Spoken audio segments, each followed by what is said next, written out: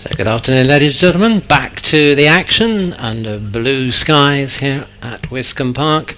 And our first job this afternoon is to pick up a few of the double drivers as we go into this afternoon's action, whereby we'll be looking at one official time run, having performed all the practice arrangements, and that will then, for the championship contenders for the British Hillclimb Championship, will be their qualifying round. So one of those A drivers is Tony Bonfield on the start line at the moment, from modified series production cars up to 1400cc. So that's class C1 in today's running order.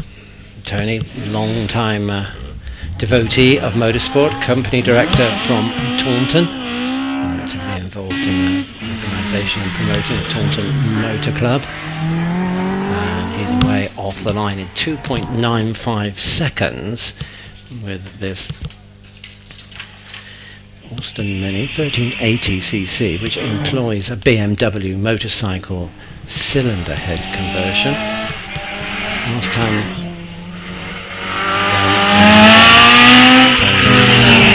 was the 2021 Mini Festival at Prescott, and it's 2019 as its last airing here at Wiscombe Park, because the duo predominantly occupied with single seaters of late. So 58 Tony over the finish line in 48.84 for 50A. Another Southwest driver, well actually the car of a Southwest driver on the hill now, but Laura Wardle at the wheel of Jonathan Wilson's Carrera, a driving partnership that has endured numerous decades, and now the very rapid Subaru Impreza Type RB, which is being shared by Damien Bradley and Stephen Moore. Damien at the wheel at this time, 2.28 off the start line for the 19.64 as he travels through the S's up towards Saw Bench now, bathed in sunshine, and then into the shade along Castle Straight. 62A, Damien Bradley over the finish line.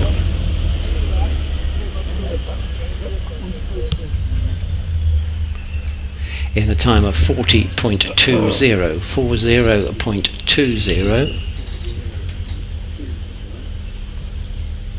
Starts the scoring in class C4, modified series production cars, four-wheel drive, but with any capacity engine. And Laura Wardle with the Porsche 911 running as 57A.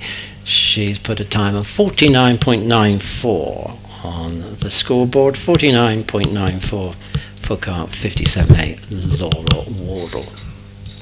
So they've all lined up at the top paddock, awaiting their return down the hill.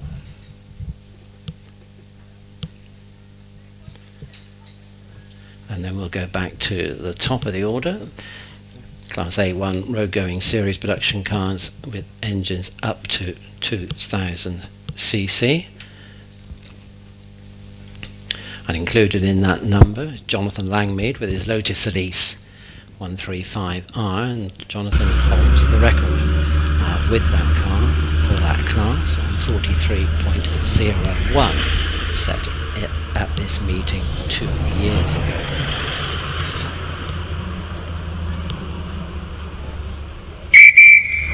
Also in the class, Julian Rinaldi, a local garage owner, with his turbocharged 1 litre Ford Fiesta, currently lying in 5th place in the Tillicort Trailways Wiscombe Park Championship. That's the domestic series fought out across the season, April to September here at Wiscombe Park, but no qualifying rounds at this particular event this year, although in the past that has been the case.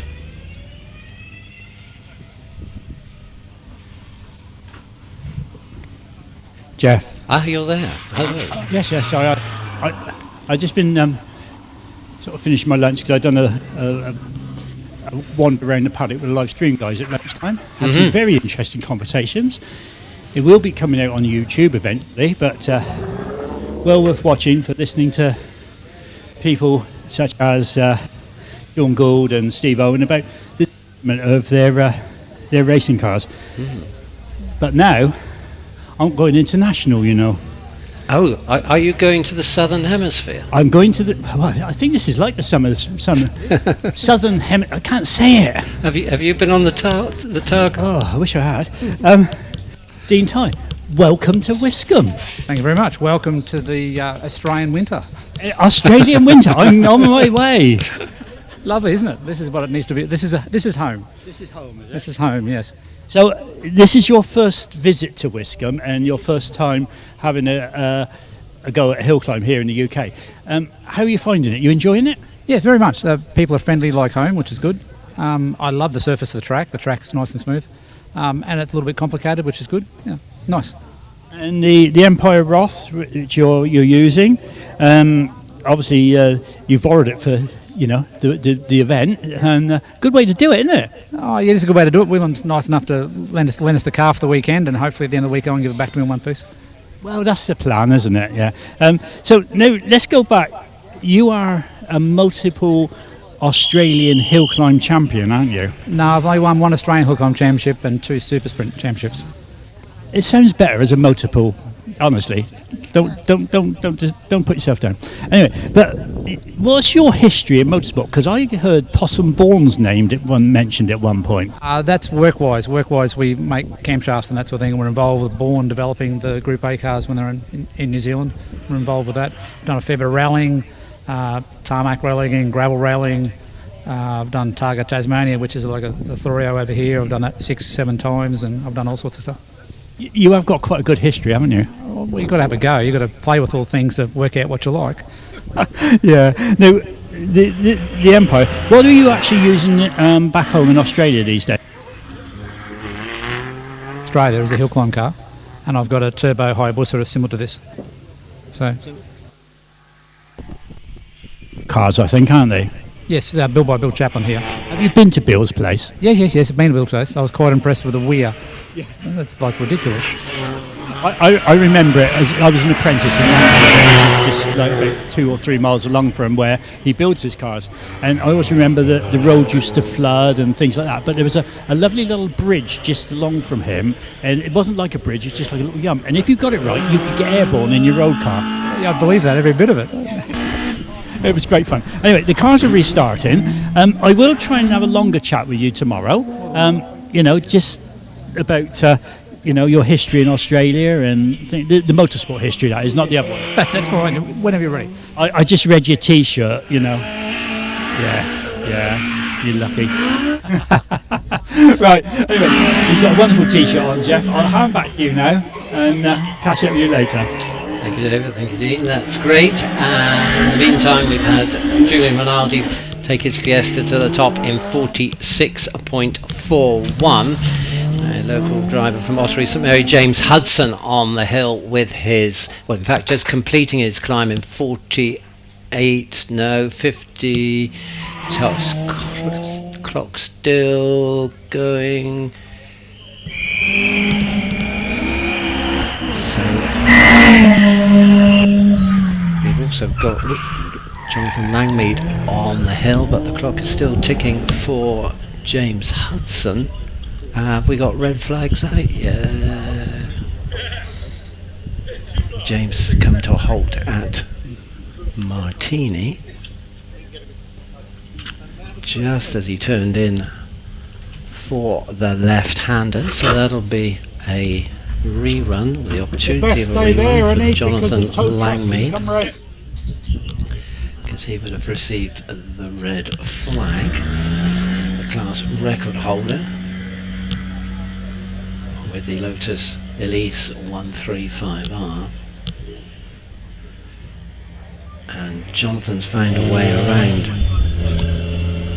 the stricken Volkswagen Golf, which is awaiting the recovery vehicle, which is now on its way up Castle Straight. So Jonathan Langmead will have another opportunity at that one and only qualifying run today. Attack at 43.01 class record.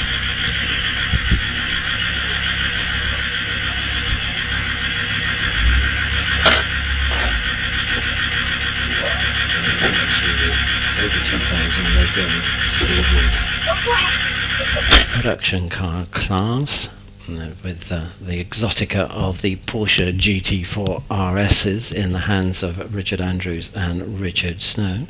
Tony Adams joins them with his Cayman, along with the Lotus Elise of Kevin Dodd and the replica Porsche of Ross McDonald, and they're all going to be joined by the BMW 330D estate in the hands of Nick Davis.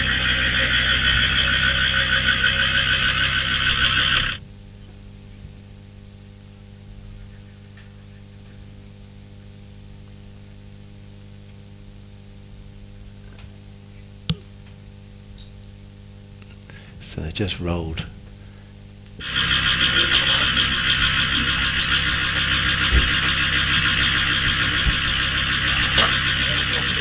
Back to flat so they can be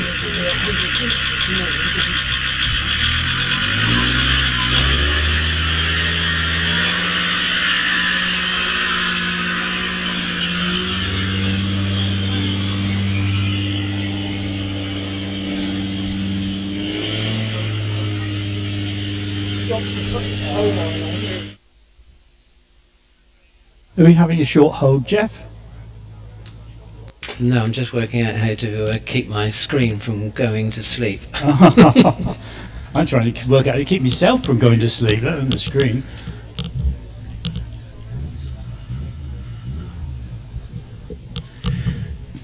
Because I'm about to lose the pictures, I think. Yes, gone.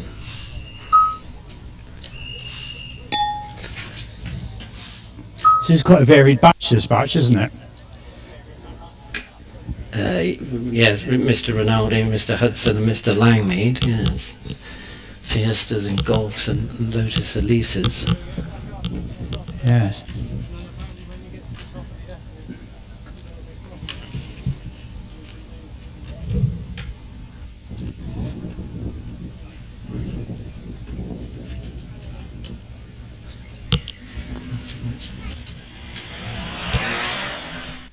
And we're back into action with the first of the runners from Class A2. That's Nick Davis with the BMW estate car. Very enthusiastically driven by Nick from Farnborough, a security systems engineer. They're followed up by the Porsche 2.7 RS replica in the hands of Ross McDonald. Ross from Cirencester, now retired in this lightweight 2.7 RS replica built back in 2014 using a body shell that dates to 1979, powered by a 3.3 litre air-cooled flat 6 motor, of course, 275 brake horsepower, winner of the Manx Classic Hillclimb Championship for the past 3 years. So a bit of history there for Ross and his Porsche.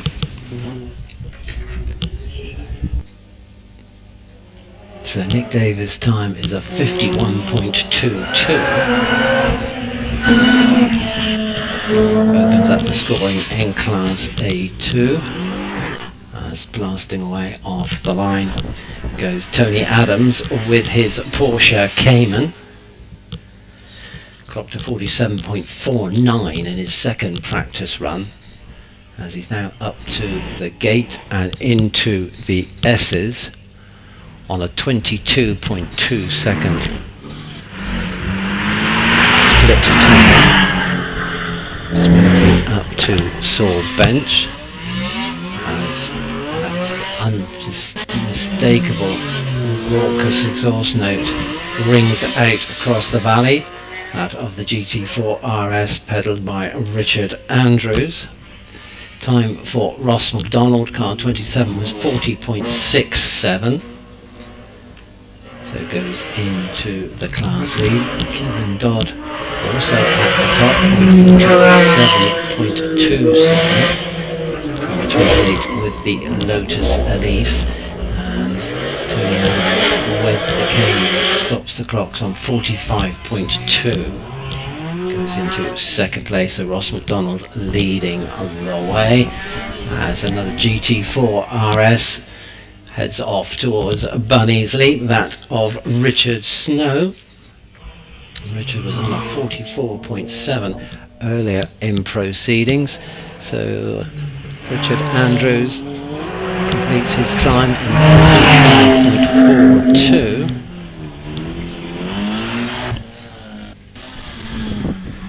So that puts him into second place behind Tony Adams. As into Class A3 we go, road going four-wheel drive cars of any capacity. First to run there is avionics system engineer Simon Neve from Yeovil. Simon started competing back in 2006, doing hill climbs and sprints, but over the time he sort of moved more towards hill climbs. Tony Hawkins a non-starter, so Rod Isles with his 911 turbo 3.8 litre machine. There's a 43.32 for Richard Snow, so he takes the class lead now, demoting Tony Adams into second place. From Class B now, road going specialist production cars, we have John Pick with his AMS Motea 2 litre machine, running with Subaru Impreza running gear. Alan Foster, as we heard earlier, a non-starter with the Morgan Plus. Richard Price with his Caterham 7. Car 41 away off the line in 2.52 seconds. Meanwhile, John Pick out of the S's in 21.24 and over the finish line in 45.31.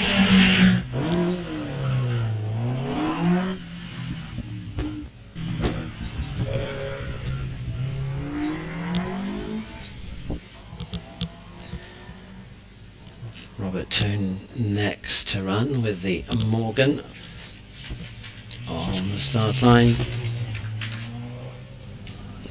Retired company director from Stroud.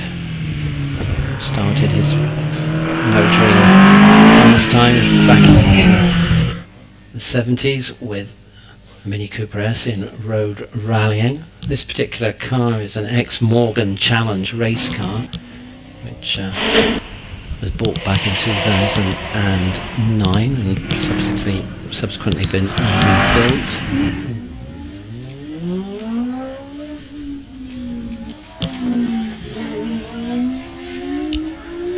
Time for Richard Price was 42 seconds dead, car 41, time of 42 seconds.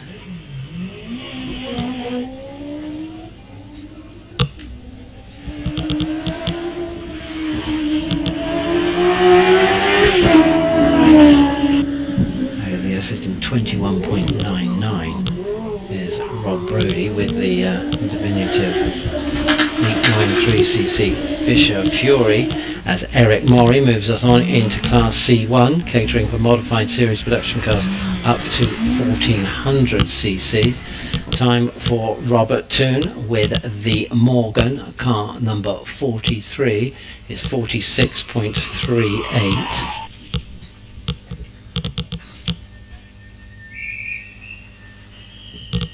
Another car with imp connections, the Ginetta G15 of Andrew Russell prepares for the critical run of the afternoon.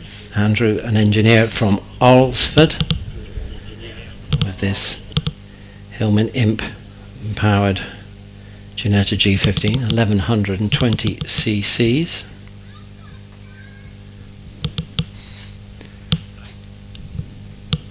Time for Rob Brody, number 45, is a 44.48.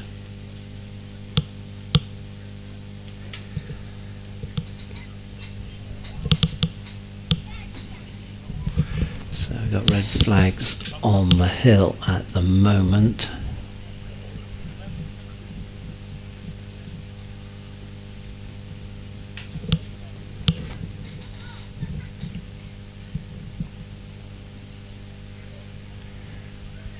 And a little bit of a situation to work out, probably up at the gate, I think,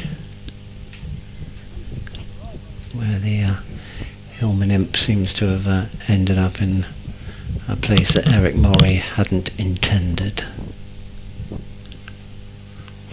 He and the marshals just checking the car over, and they're hopeful with a push and a shove he might be able to drive it straight back out.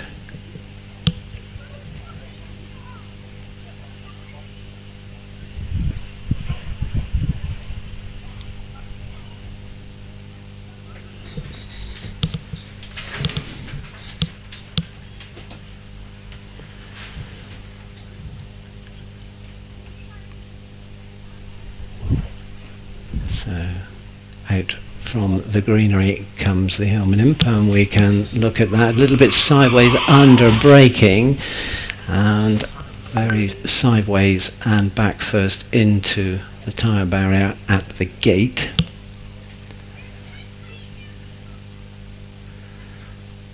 But the car has been extricated from the barrier. They're just marshals checking it over to make sure it's not dropping fluids, etc. And if all is well, then Eric will be able to just coast the car back down the hill.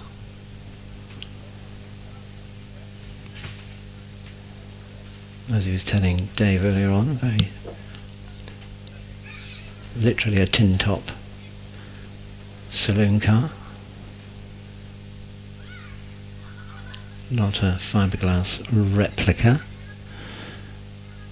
So Marshall's already getting to work on brushing the hill, tidying up the debris, which will allow us to continue with modified series production cars.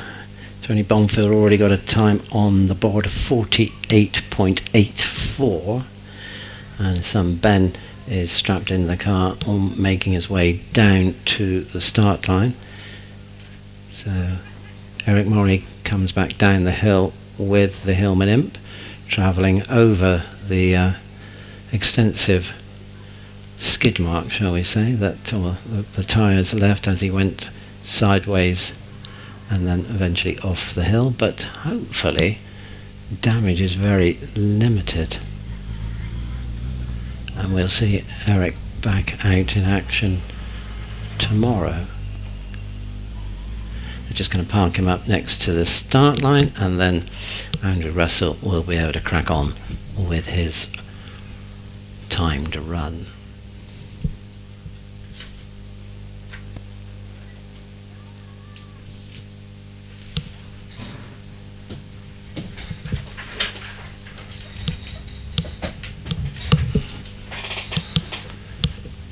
And that he duly does. Comes down to the start line.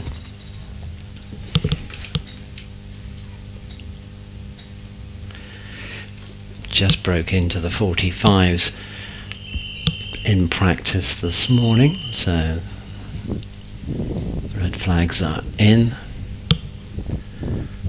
The track will soon be declared live, and then the traffic light system on the start line will go from red to green, as it does, and now Andrew can make his start when he wants, and he did his no longer in 2.64 seconds. Of course, the rear engine car helps make a business-like departure from the start line.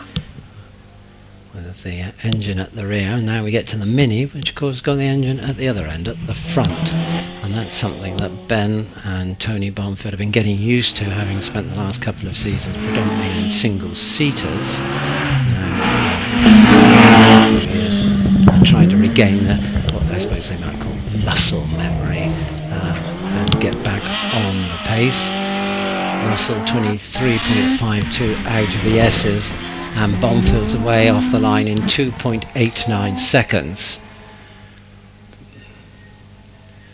Straightening out the course on the way up to the gate, planting his foot on the power, pulling the Mini through into the S's and out in 21.46, and steaming up towards a sore bench. Lifts the inside rear wheel, as one might expect of the Mini, and Bomfield away up towards sore bench, safely through there and over the line in 44.19. So Ben getting closer to his class record of 43.04. Not a setback in the days when it's telling him to drive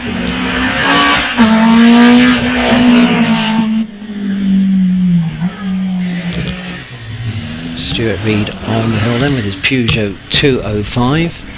Exited the S's in 20.78. As up the hill goes Paul Howells with his Porsche 911 RSR, 3.8 litre machine in modified series production cars over 2000 cc's, along with Jonathan Williamson in the Carrera. Williamson on the start line now, as Howells is around sore bench, having left the S's in at 20.83. Williamson launches in 20.26. Howells is over the line on 42.62, so goes into the lead, or establishes the lead. As a way off the line, 6.8. Double driver at the end of the batch, and that's Jan Yo from Sports Libra Saloons with the Legend 34 Coupe. Well, actually that's what he was entered in originally, but now they've been moved to Class F, Sports Libra cars up to 2 litres.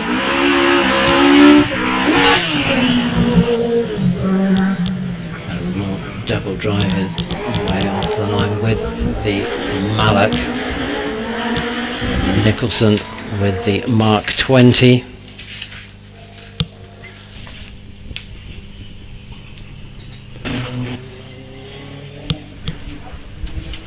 Look for the time of Paul Howells, and that was a 42.67. And Jonathan Williamson retaliates with a 43.08, so just missing out. He improves on his practice form, but doesn't match the pace of Paul Howells at this time in the proceedings. Janio with the Legend, now running in Class F, 69A at the top in 44.22.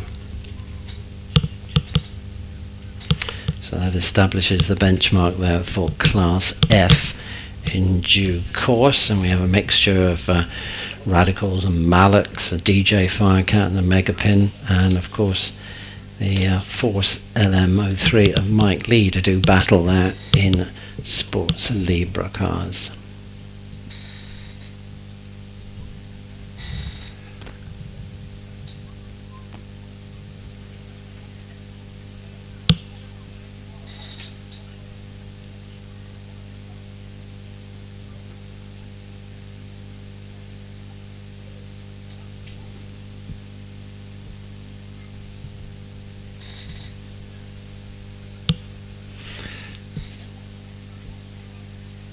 So a delay on the start. Can't see any cars on the hill.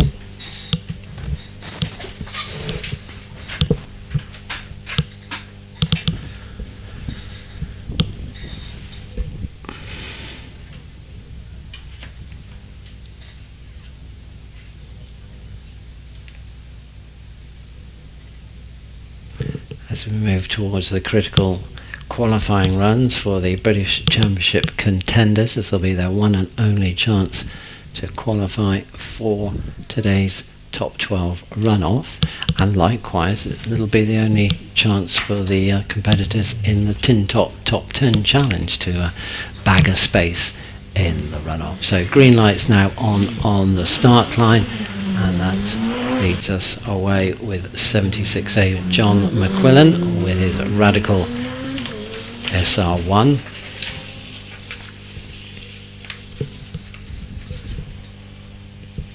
Time for Robin Nicholson, 44.39.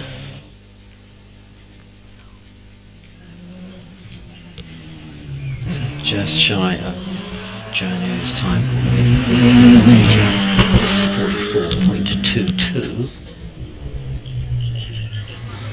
So the Radical around Whipsaw bench, having left the S's in 24.58, and now the urgent engine notes of 89A, which is Tim Thompson, moving us into Class I, racing cars 600 to 1100 cc's. Still dealing with double drivers at this point, and he's rapidly on the way up the hill.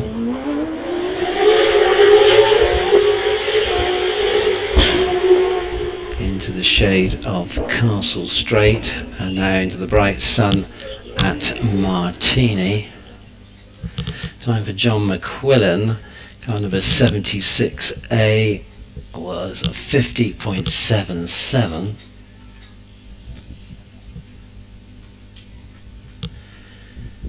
And 89 Tim Thompson stops the clocks on 38.77. So that will become the benchmark in Class I racing cars, 600 cc's to 1100 cc's.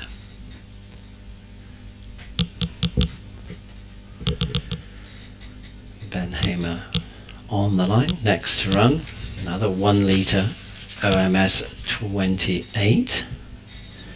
Ben posting times at the high 37s this morning.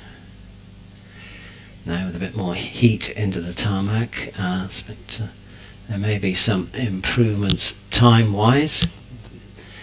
Marshall's between Bunny's Leap and Saul Bench just doing some brushing and keeping everything in tip-top condition for the next runners.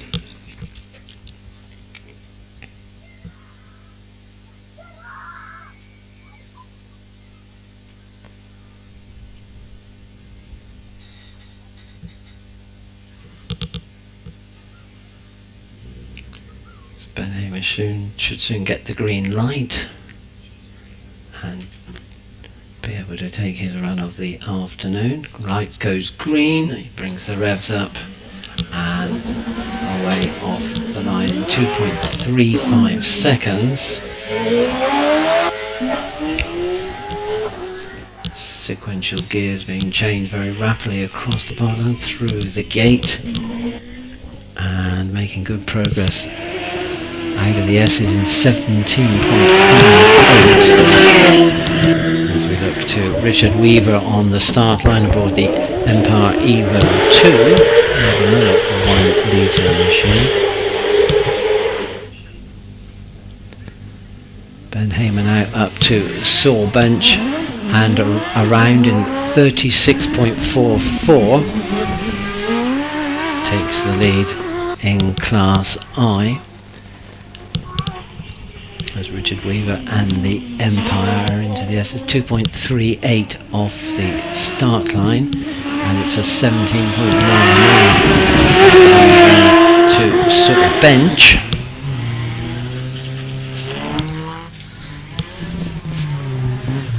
As we pick up the double runners in the Formula Ford class, in 96A we're looking at Paul Harris with the Van Diemen RF85. He'll be the last to run in this batch.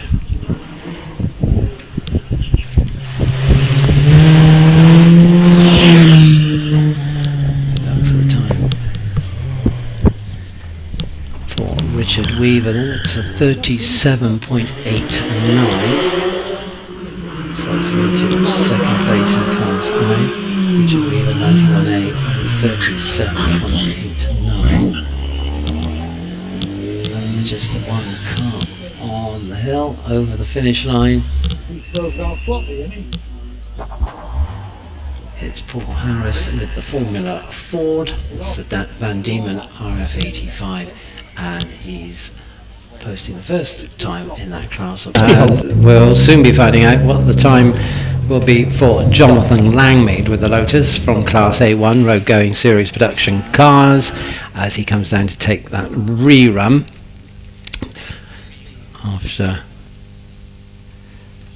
James Hudson's Volkswagen Golf expired up towards Martini.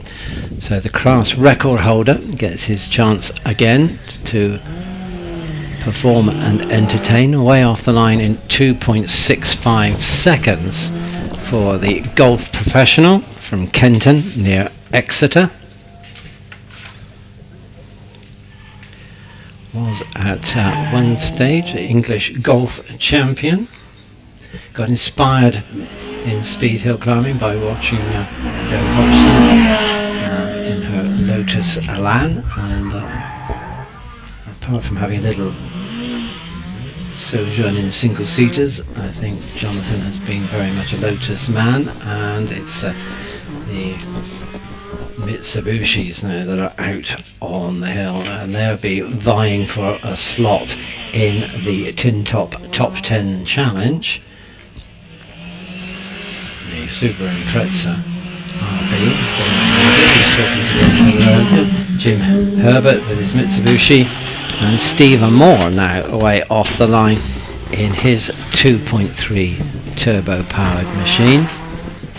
We'll pick up the times as they come in, and Jonathan Langmead clocks a 42.22.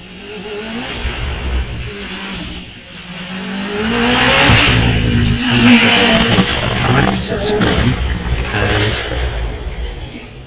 at quick reckoning is a new class record, 43.01 of 2023. And now look at the acceleration of that Type B Subaru Impreza across the parkland with Stephen Darley at the wheel. Quickly into the S's, and he clocks a 19.3 second car there, powering on up to Saw Bench at quite a rate as Paul Reynolds is away up the hill with his Caterham from Class D modified specialist production cars. He's now at the gate as the Impreza is over the finish line in 40.49. 40.49. So Damien just a little faster. Stephen Moore, car number 61, clocked 42.57, and Jim Herbert with his Evo 5 has a time of 43.17. So it's the Subaru Impreza that's defeating the Mitsubishis. Bradley fastest on 40.2, ahead of Stephen Darley on 40.49. Now it's Sports Libra cars, Class F in today's programme, and waiting on the start line from Maiden Newton near Dorchester is Tim Pitfield with the DJ Firecat, the Suzuki powered machine, quickly away off the line.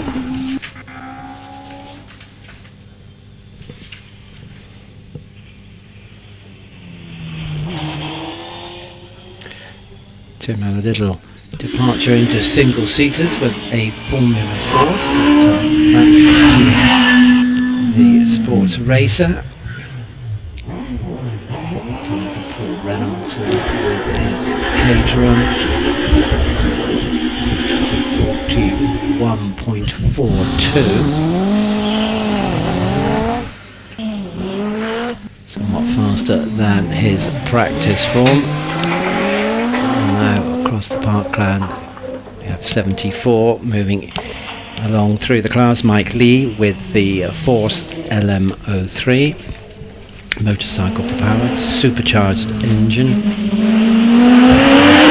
47 Joe in practice this morning. Alan Dyke then, car 72, clocks a 54.03.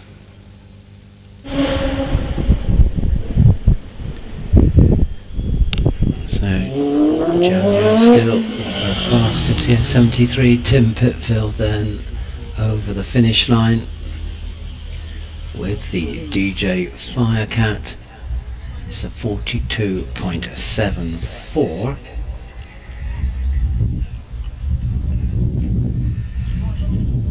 Puts him into second place then behind Janyo.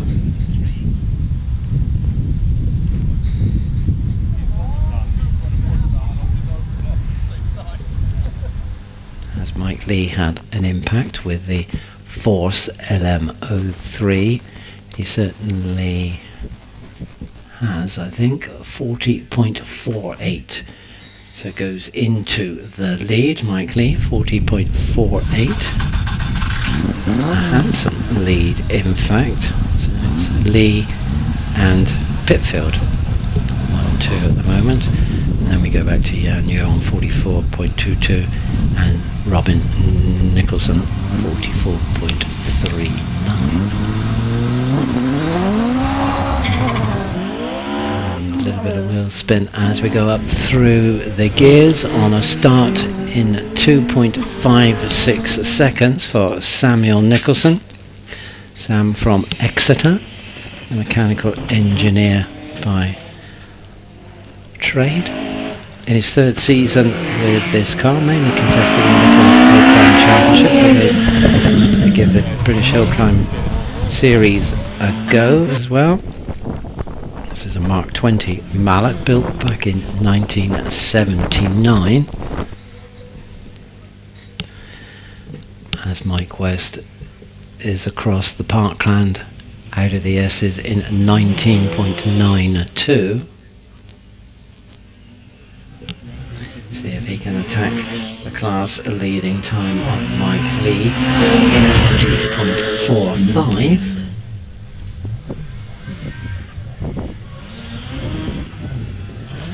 3.03 off the line for David Bickley from Atherstone in Warwickshire. He's claimed several class wins in the Midland Speed Hill Climb Championship, number of hill climb venues in the Midlands, so that's a very competitive series in which he campaigns this Radical SR1, which was built back in 2012.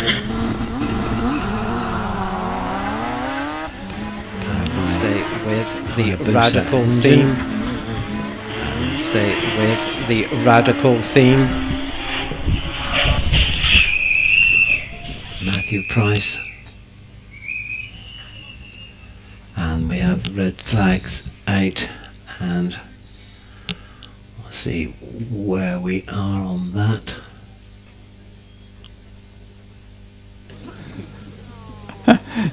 Jeff, I've got Inglehart down here. Ian has got the distinguished role of being the very last car up the hill today. And we'd like to think that everybody has stayed to watch Ian because he is highly entertaining. He is one of the main, I'm going to say, club motorsport people from the southwest of England. He's done all sorts of things, autocross and a bit of rallying. At one point he even done speedboats, but he said he thought that was dangerous, so he come and done this instead. So, Ian, we're probably going to get a lot of feedback because you're standing under the speakers. Come over here. Couldn't see the speakers, they're hid behind him, he's so tall. Anyway, mind that stinging nettle behind you. Still come to do today, but you changed class, didn't you? Because you actually like to watch the big racing cars, don't you? I do, yeah, and I think because I made that a point last year, I think they've put me as last car this year. But no, it's just no. I really like this event. It's such a fantastic event, seeing all the big boys here, proper drivers. Yeah, it'd be nice to see the the local guys and girls, yeah, compete with them. It's just a fantastic venue, and weather like this, and yeah, it's just great. I mean, you hear, the national boys that don't come here that often, they love the place, and I know every reason why. It's a fantastic place. It's a beautiful venue. I'm lucky enough to come down here probably once or maybe sometimes twice a month to do maintenance down here, be it, trimming back a rhododendron or something, or hammering in a wooden stake. But it's one of the most loveliest venues to go to. Yeah, it is. It's fantastic. I mean, Warrington's further down. It's probably more mine with local track, but because it doesn't run that often, it's still a fantastic venue, very similar to this. But no, this has got everything from a driver's perspective and spectators. I think driver is very challenging, it's fast. You've got to be well committed to putting a good time. But yeah, from spectators' point of view, there's so many places you can see. Start line's fantastic, through the S's, finish line, it's all good. I got pictures of you sideways through the gate. Now that's commitment, isn't it? I do tend to be a little bit, yeah. Yeah. So now you're still running the Westfield, yeah. Is it still Vauxhall engine? Because for many years you ran a Ford BD engine in it, didn't you? Yeah, it was when I first had it. It was 1300 BDH, which is a very high revving, great engine. Then we went on a BDA 1700, but I had problems with the block on that. It took so long to get it repaired. I ended up buying an engine, the Red Top, which actually Tom New built, who's associated with Wallace. So it's good to have that sort of connection here as well. And yeah, it's going all right at the moment. Not after any more power at the moment. Yeah, satisfied with what you got. What about the Wiscombe Championship? You doing that this year? Yes, doing it as well, and doing extremely well and smashing his records. Yeah, I've taken so much out of the records in the class last year and the year before probably, and it just makes it more difficult every year. But no, I'm still up there. I'm still trying. Oh, because we look forward to your speech. Best speech ever.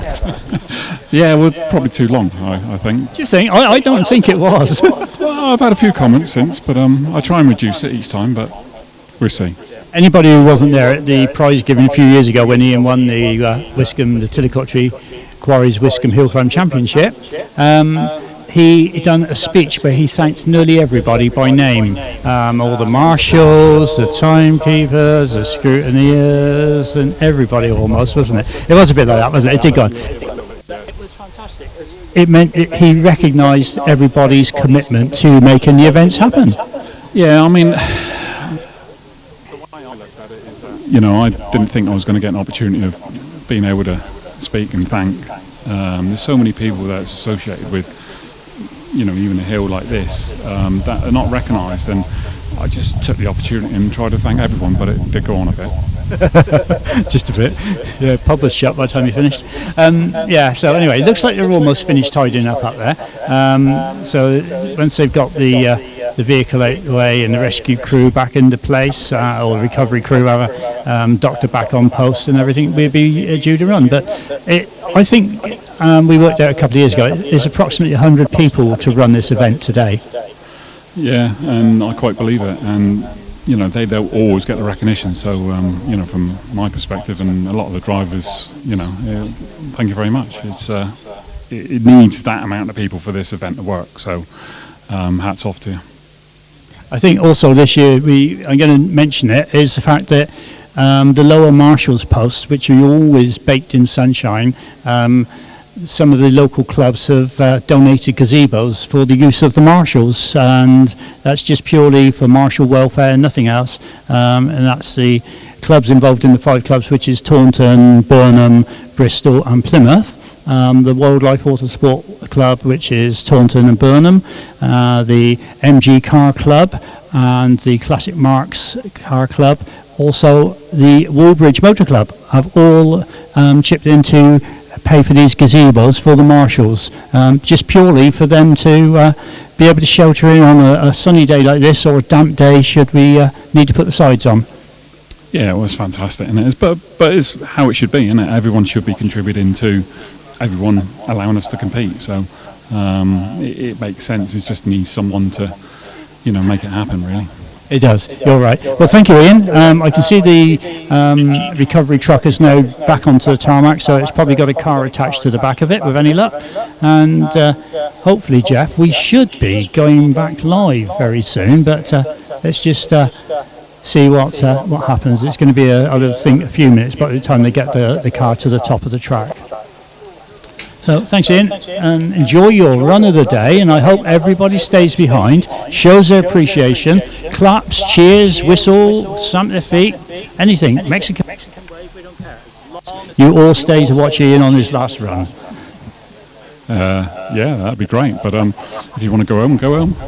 No, they don't want to go on. They want to see you, mate. You are a legend. You are a legend within motorsport in the southwest of England. Yeah. Right, anyway. I'll see you later. Have fun. Thank you, Ian. Thank you, David.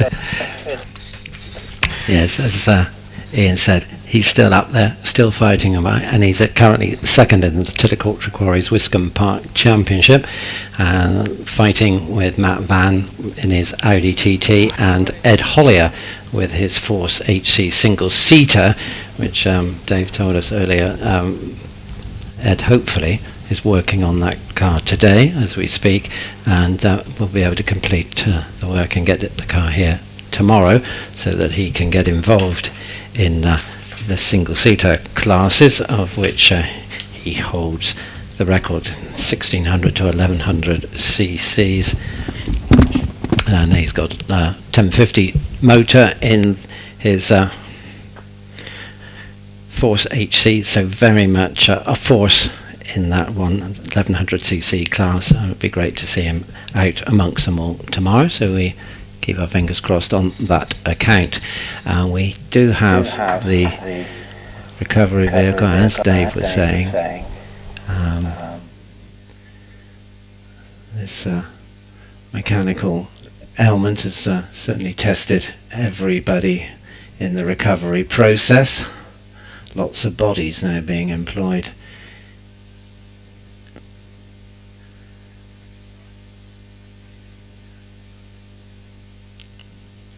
But once that car is moved to safety, then we can get Alan McDonald up and away with his Force SR4. We can complete the running in Sports Libra cars, and then we'll be going on to single-seaters. Obviously we start initially with the small capacity and work up through, but as we make progress through there, then we're going to be looking at serious contenders looking to qualify for the top 12 runoffs, and then to go out and score championship points if they can be the fastest 10 in that shootout. That promises to be exciting as well, doesn't it? That's what it's all about. It is, isn't it? I've actually got quite a good view now. I'm actually sat on Wiz waiting for my taxi. And it's lovely because looking up the hill, I can see it is it's such a beautiful venue, and from here you can see some of the fastest part of the hill. And so we tend to think that they're now towing the car through the gate, so they're heading north. South. That's it, south that way. They're going south now. Yeah, that's it. On the end of the tow road. Yeah. But where you're standing, you actually can appreciate, or where you're sitting or whatever. Sitting, of course. Sitting. You can appreciate that normally we think the transition from Wiss Corner to the gate is basically straight. But it's far from it, isn't it? It's far from it. Yeah. And when you're parallel with the track, watching the cars going past you, it's a bit difficult to appreciate actually they're going slightly left, slightly right. And you really notice that at the end of the weekend when we all leave tomorrow evening. The grass on the banks and the little edges will all be rolled down or even worn away. That is the tolerance. That's where people use all the track, and more. Yeah. So wherever there's an advantage, they think there's an advantage, they will take it, and that's the nature of the sport. Hundredths of a second, isn't it, all the time? And it is, as you say, it's very I'm going to say curvaceous going up from here to the gate. It's not, as anybody thinks, straight. And when you see top 10 race cars going up, and the likes of the very, very quick ones, and you realise they're pulling probably 130 miles an hour or something similar, it does actually sort of make you think, well, that must be quite a bend in, at that speed, quite a bend for them to negotiate. Yeah, has to be given respect and skill. No. I see Alan McDonald's got his car running now, and the marshals are busily sweeping up there, so hopefully, without too much delay, we may well be running again. We've got the course vehicle back on location. That's going to be useful for you in a short while, no doubt, to make your way up to Sawbench. Dave will be bringing us action commentary on the runoffs, etc. from, we're looking at the tin top first, I think, aren't we? Tin top 10, before we get to the British Hillclimb Championship top 12. I think we got the race car qualifying, then the tin tops, then the top 12, and then the Downton Engineering. Downton Engineering, yeah. And their friends, And of which they have a lot today, yes. particularly. And of course, everybody's got to stay behind to watch the great legendary 5-time Wiscombe champion. 5-time Wiscombe champion, is he? I think so. Ian Inglehart. I've run out of fingers. That's Everybody has to stay behind to watch Ian. I wonder if run. Ian has any aspirations of going to single-seaters. Pardon? I wonder if Ian has any aspirations of going to single-seaters. I think I've asked him many years ago, and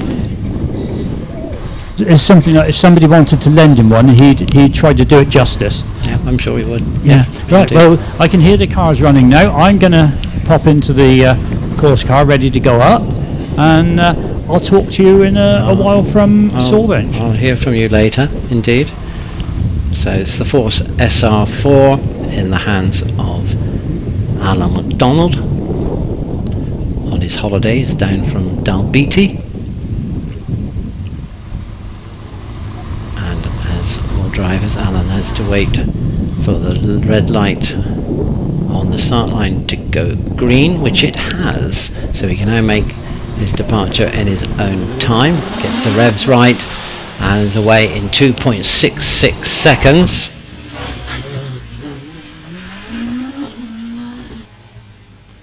Smoothly over Bunny's Leap, negotiating those slight curves, as Dave was saying, on his way to the gate. And now it's probably the testing part of the hill, the S's, and he's through there in 20.32. Sawbench hairpin, the right hand hairpin. Time can be lost here if you get the line wrong. I think most drivers have worked out how to deal with that now, and they're away. And of course, that unmistakable V8 sound across the parkland is the Audi motivated SBR Chrono, which is through the gate, and there's 19.36 in the S's. Alan McDonald then posted a time of 41.95. 41.95. So it still looks like Mike Lee the fastest there on 40.45. And now it's on to the single-seater classes, and we dip in and pick up car number 85, which is that of Archie Kerr, the OMS Hornet, 600 cc's in the 600 to 1100 racing car class. Archie clocked to 63.01 in practice this morning, and we're moving into some A drivers, some double drivers. 89A Tim Thompson takes us into the 600 to 1100 racing car class. So looking to improve on his best of 38.77. He's followed by Will Hamer, number 90. On the OMS, 18.23. I wonder in fact whether the car with 89A on it should have been just 89, or was that in fact Jonathan Flesher? Will Hamer now on the hill, out of the S's in 19.05 with the OMS 28, and they're coming thick and fast now with Tom Weaver finalising the class, last to run there with the Empire Evo, another 1 litre machine. Tom posting times in the 41.83 today, so we won't be expecting times from Ed Hollier. We hope that might happen tomorrow. 89A is 37.59 as away off the line. I have one of the Formula Fords, and that's Caroline Ryder with the RF86, and she's up against a 385s.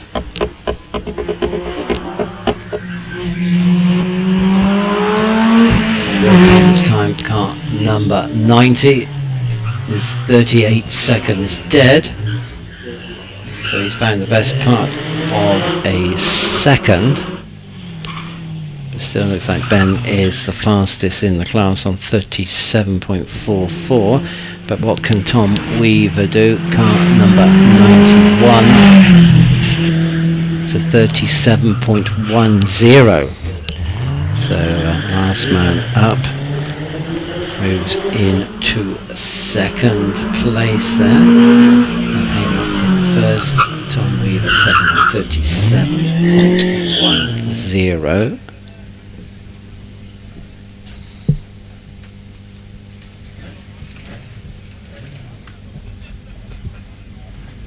Caroline Ryder posts a time of 45.02. with the Formula Ford, goes into the lead there, demoting Paul Harris. Time from Sarah Bosworth, the class record holder, is a 43.19.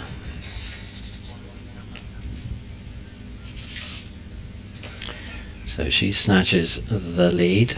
Jimmy Harris on the line at the moment, waiting for the all clear with the RF85.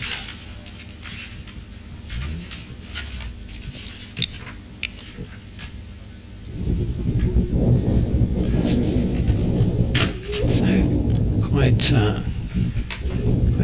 large time differentials between the drivers, considering the fixed specification of these Formula Ford cars pre-1994.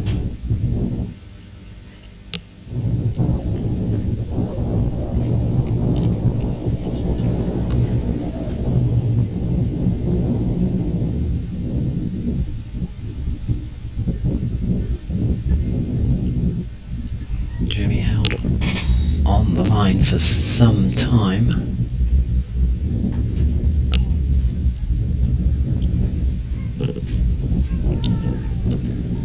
Patiently waits for the green light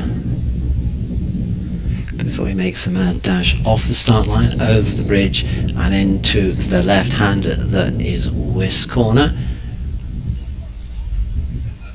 90-degree left after the start line, so drivers, particularly rear-wheel drive cars, have to be a little bit cautious. They can spin the tyres up on the way to the start line, get heat, and therefore grip into the back tyres, but of course they can't do that to the front.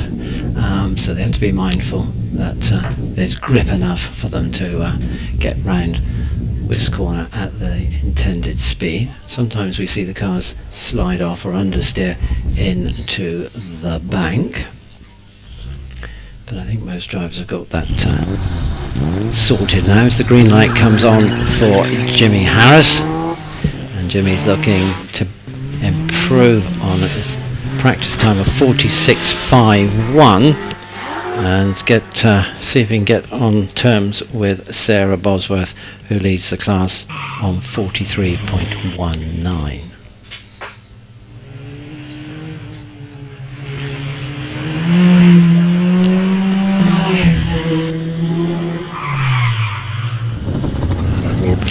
On the line and away with the Gould GR59 in 2.48 seconds.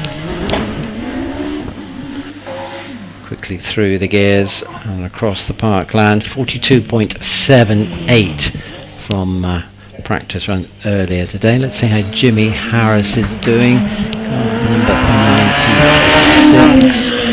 It's a 43.33, so he really turned it on in that corner run. Slots into second place behind Sarah Bosworth as around Wisk corner. Having launched in 2.22 seconds goes Liam Cooper with the Force TA, which he shares with wife Olivia. Liam setting times down in the 40s. Practice. Olivia in the 41s, but some different drivers have different approaches to practice.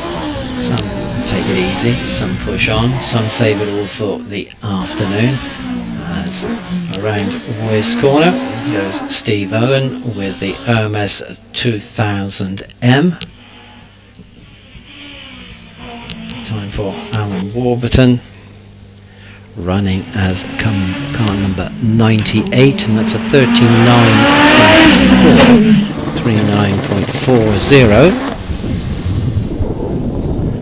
for Alan Warburton, and Liam Cooper makes it to the top with the Force TA, the Exeter driver, posting a time of 38.06 to go into the lead of Class J2 racing cars, 1100 cc's to 1600.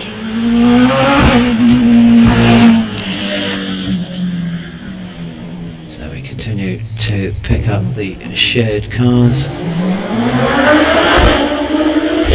6A Paul Jones then with the Force TA out of the S's in 19.08.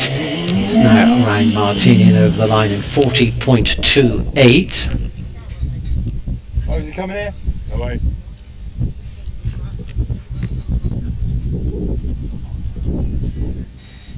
Okay. Steve Owen's time of 41.19. That's car 104A.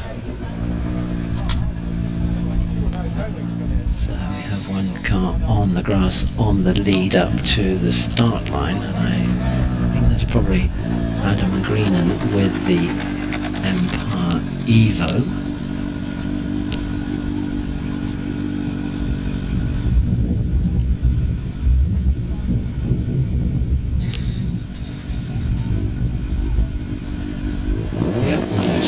But away off the line goes 111A, which takes us on through the classes into Class K1 racing cars with engines 1600 to 2 litres, engines that are normally aspirated.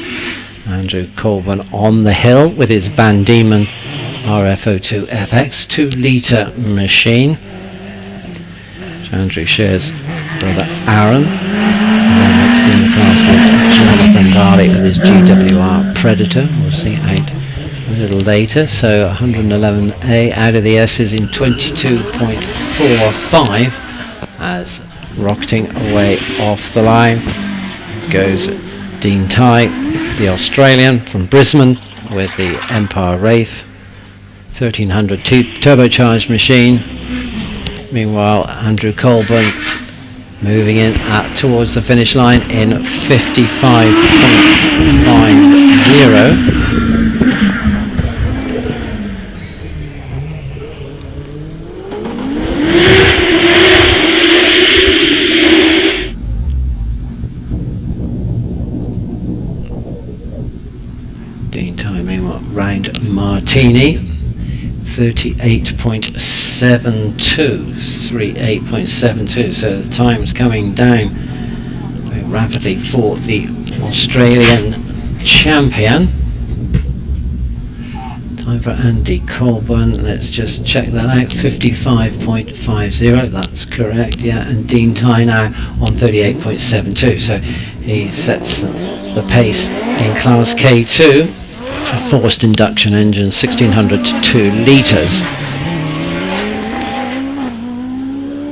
Quickly upshifting across the parkland is Kelvin Broad with the Force TA. Kelvin after find a bit of a pace to improve it with practice time to keep up with the Australian.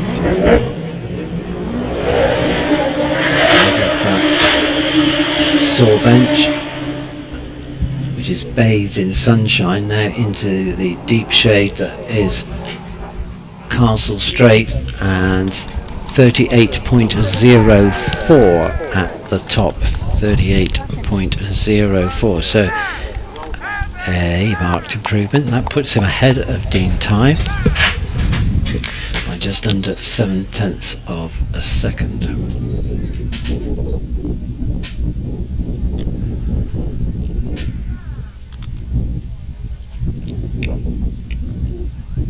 Just waiting to see whether we can get the Green and Empire Evo fired up and into this batch.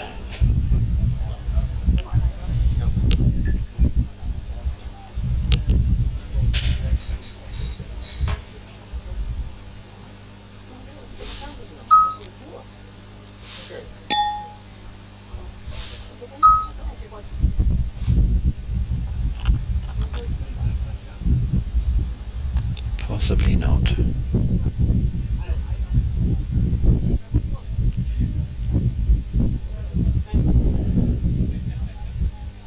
Still fettling.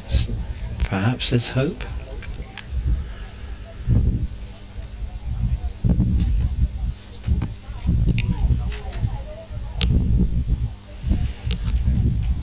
So Calvin brought the fastest in K2 at this stage, but we've got a few more drivers to go, the non-A drivers, shall we say, in due course.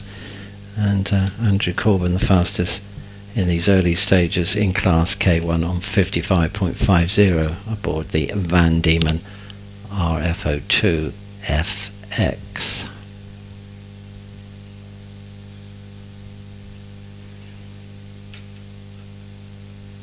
It's been a day when we've not been well blessed with hold-ups, etc. The engine cover comes off the back of the Empire. Now perhaps the root cause of the problem can be accessed and rectified.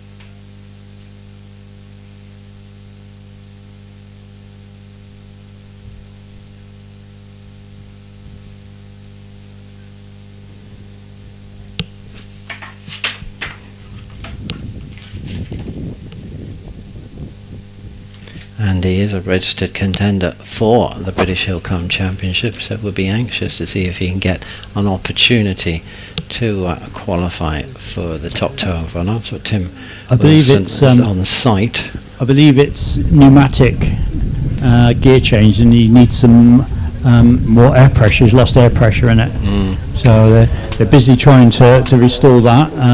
Jenny, one of the clerks, is over there keeping an eye on it at the moment, ready so that we can.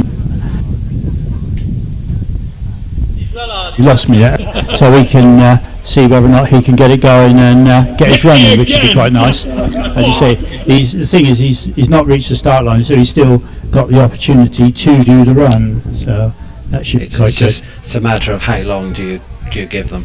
That's the issue. Right now, know what's happening. Maybe we attach him to the beginning of the next batch. That would be the best thing to do. Yeah, I think that would be the most convenient thing to do. So once Jen's got back, I see we're releasing a non-competitive car, and when that's gone out, we will in the. We've got lots of cars with double drivers because of various considerations. Cost is probably one of them. Running a single seaters these days become very popular that two drivers share them for the obvious reasons. So we have a number of cars to manage in that respect, getting them to the top of the hill, bringing them back, putting the second driver aboard, and you will see probably later on that's the case in the big capacity racing cars, which will probably be the majority of the cars that qualify for the top 12 runners. We will run a batch with the A drivers, except they might not be A drivers, because at that point of the program everybody's got their own numbers, or most people have got their own numbers because of their finishing position in the championships last year. But we will have to run cars up the hill, return them, put the other driver in, so they might not run in the order that they qualify. But Andrew is driving an OMS CF04 1400 Suzuki motor, and let's see, Andrew was down in the 39s in practice, at 39.09. David Warburton with his Gould GR59 was class leader, so to speak, in 36.67. David is certainly looking to see if he can get into the top 12 runoffs at the moment.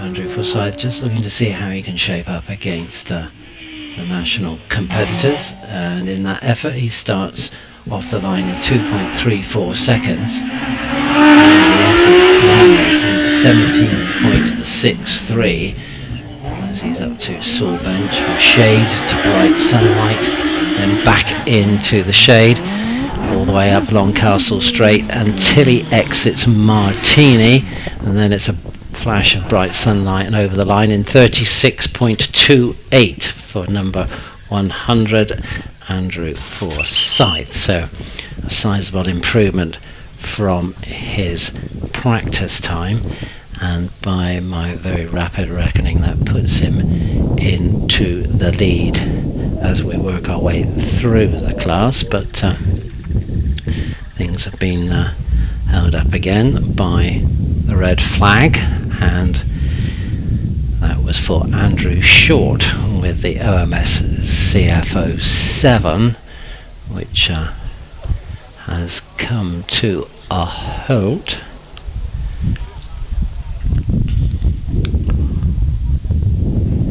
And it's going to need some assistance from the marshals. They will be able to push the car back into the apron adjacent to Wiscombe, the first left-hander, and get the car out of the way so that we can proceed. Mark Shankler next to run with his Force TA 1600cc machine. Mark was posting times in the 39s, low 39s this morning, but as we've just seen with Andrew Forsyth, not everybody would have been possibly giving 100% then, and other than that, track conditions and weather conditions have changed, which is probably going to help drive the times down. So a fail for Andrew Short from Exeter. That sidelines him for today. Hopefully things can be resurrected for tomorrow.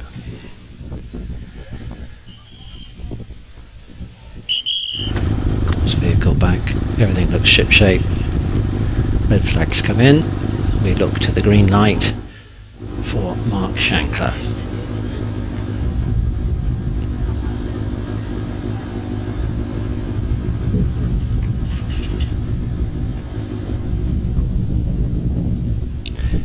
Mark will be looking to see if he can qualify for the championship. He's a registered contender, gets the green light, brings the revs up and promptly stalls. Fortunately, stopped the forward motion of the car, so the rear wheels didn't go across the start line, so he's given another chance or another opportunity. Lights go green. Take two then for Mark Shankler. He gets it right. Better start. 2.31 seconds on the launch. And now Up the rise to Bunny's Leap and onward to the gate.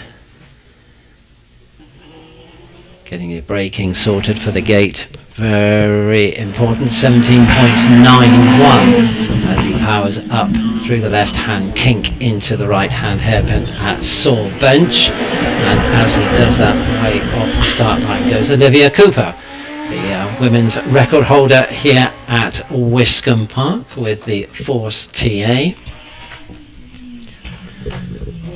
Olivia way off the line in 2.15 seconds. Time for 102. Martin Shankler was 37.05. Olivia 103's out of the S's in 17.71. Following up the hill is Gary Hill with the 2000M OMS. Gary through the S's underway, 18.43 seconds, with Jason Tunnicliffe from Somerset next to leave the start line with this Empire Evo 3 1 litre turbocharged engine. Olivia Cooper then in the top paddock car 103 in a time of 37.4.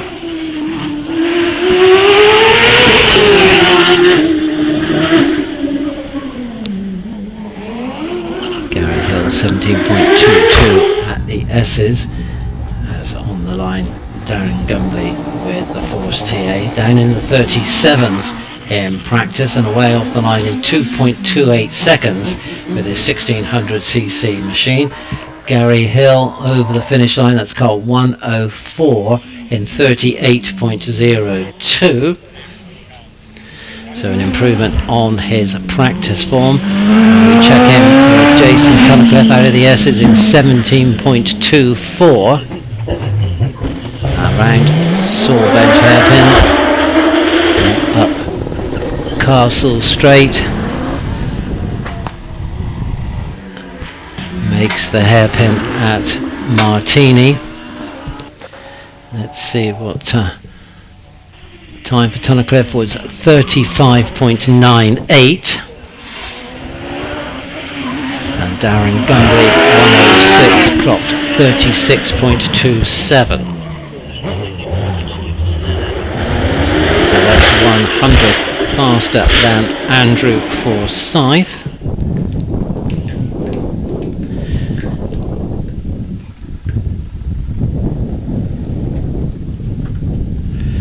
Jonathan Varley next to run. We have David Warburton at the top with the Gould GR59 car number 8 in 35.09.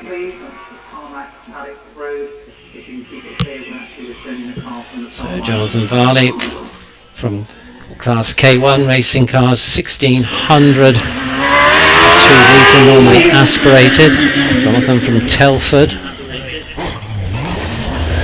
British Hillclimb Cup, second in the British Hillclimb Cup back in 2022, just 2 points shy of Alex Coles. It's British Hillclimb Cup champion in 2023 and 2024, but last year he also took the Midland Hillclimb Championship. So Varley in the habit of winning championships with the GWR Predator, and he posts a time of 36.17. Aaron Colborne then left the S's in 19.14 and completes his climb in 40.66 for 0.66 for car 111. Aaron Colburn in class K1. So Jonathan Varley the fastest there with the GWR Predator on 36.17.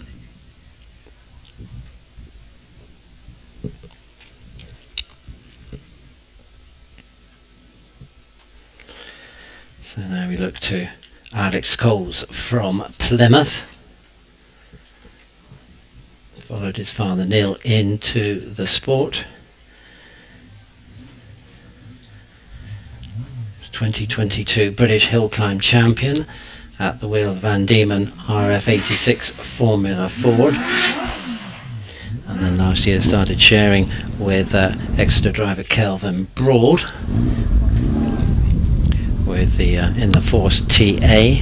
Took 11 top 10 runoffs during the whole of 2024, and this season to date he's up that to 14. Earlier in the year at Harewood he was the first run of fastest qualifier on the wet track. By the time they got to the runoff there'd been some drying happening, but he still finished second against all the large capacity racing cars. So that's the man.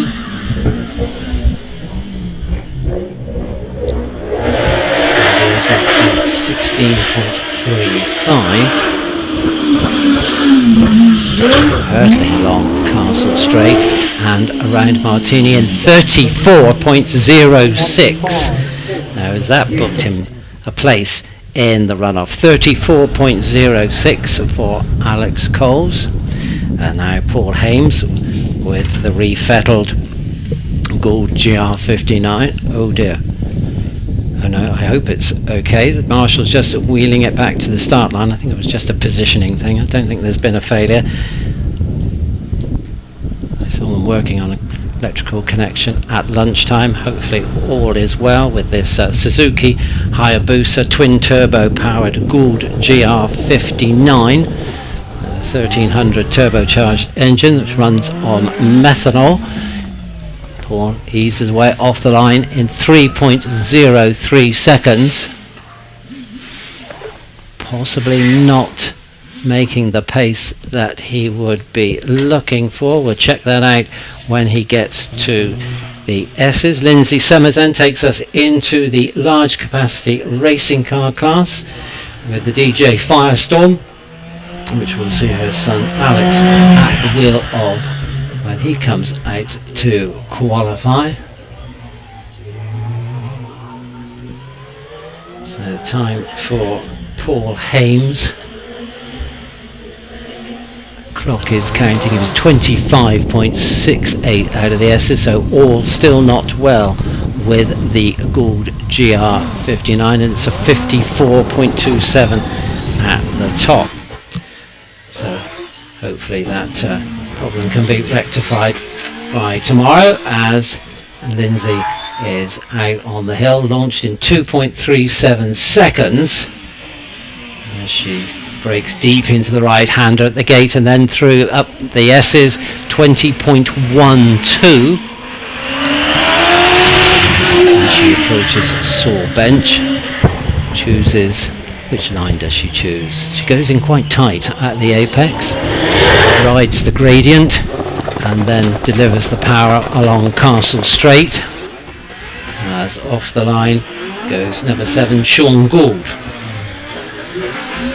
with his eponymous GR59J 4 litre Judd powered. 2.23 seconds off the line for Gould, and Lindsay Summers over the finish line in 42.05.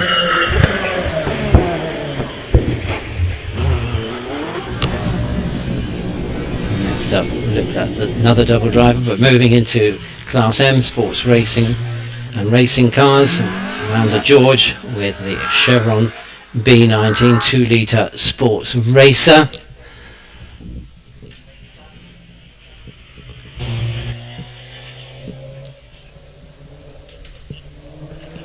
Just to complete this batch, time for Sean Gould then, 34.25, 34.25 for Sean Gould. So let's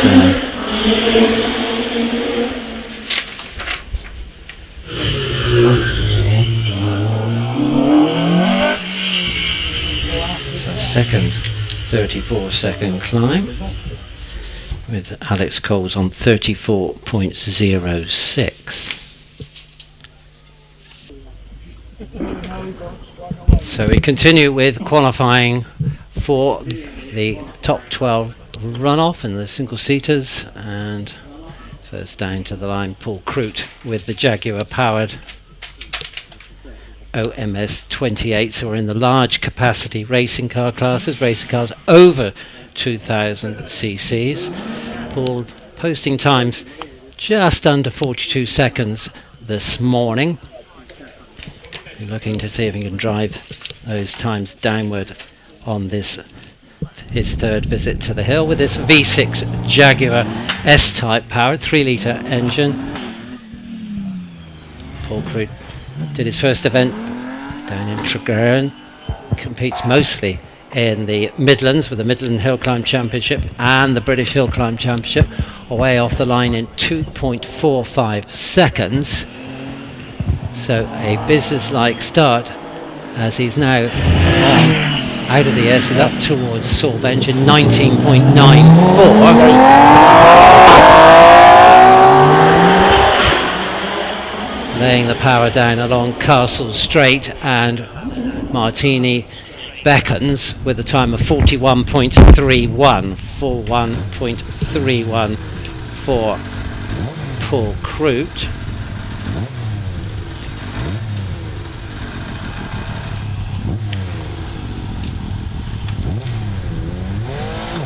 As next away or off the start line in 2.40 seconds, Edmund Burgess at the wheel of the Gould GR55B with a 2.5 litre V8. And Edmund not contending the British Hillclimb Championship, but nonetheless be looking for quick competitive time, 19.11 as he's through the S's.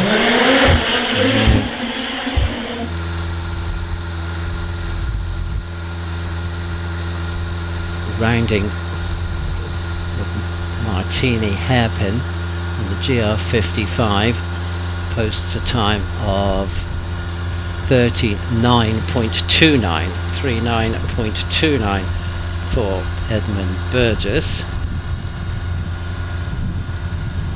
Sean Gould the fastest in the class at the moment, and the second fastest qualifier on 34.25. Unofficially, that is. We'll await the official top 12s in due course after they've been scrutinised by the championship organisers.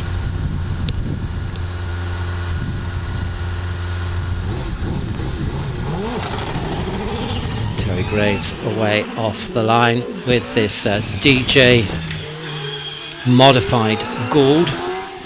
Christened the DJ 55 XD, another 2.5 litre V8.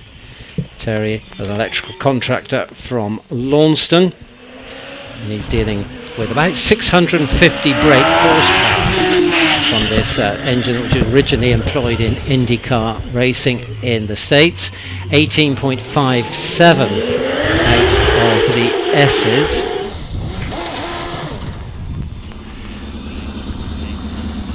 As he rounds Martini and over the line, sub 40s in 39.26. 39.26, so just 300ths up on Edmund Burgess.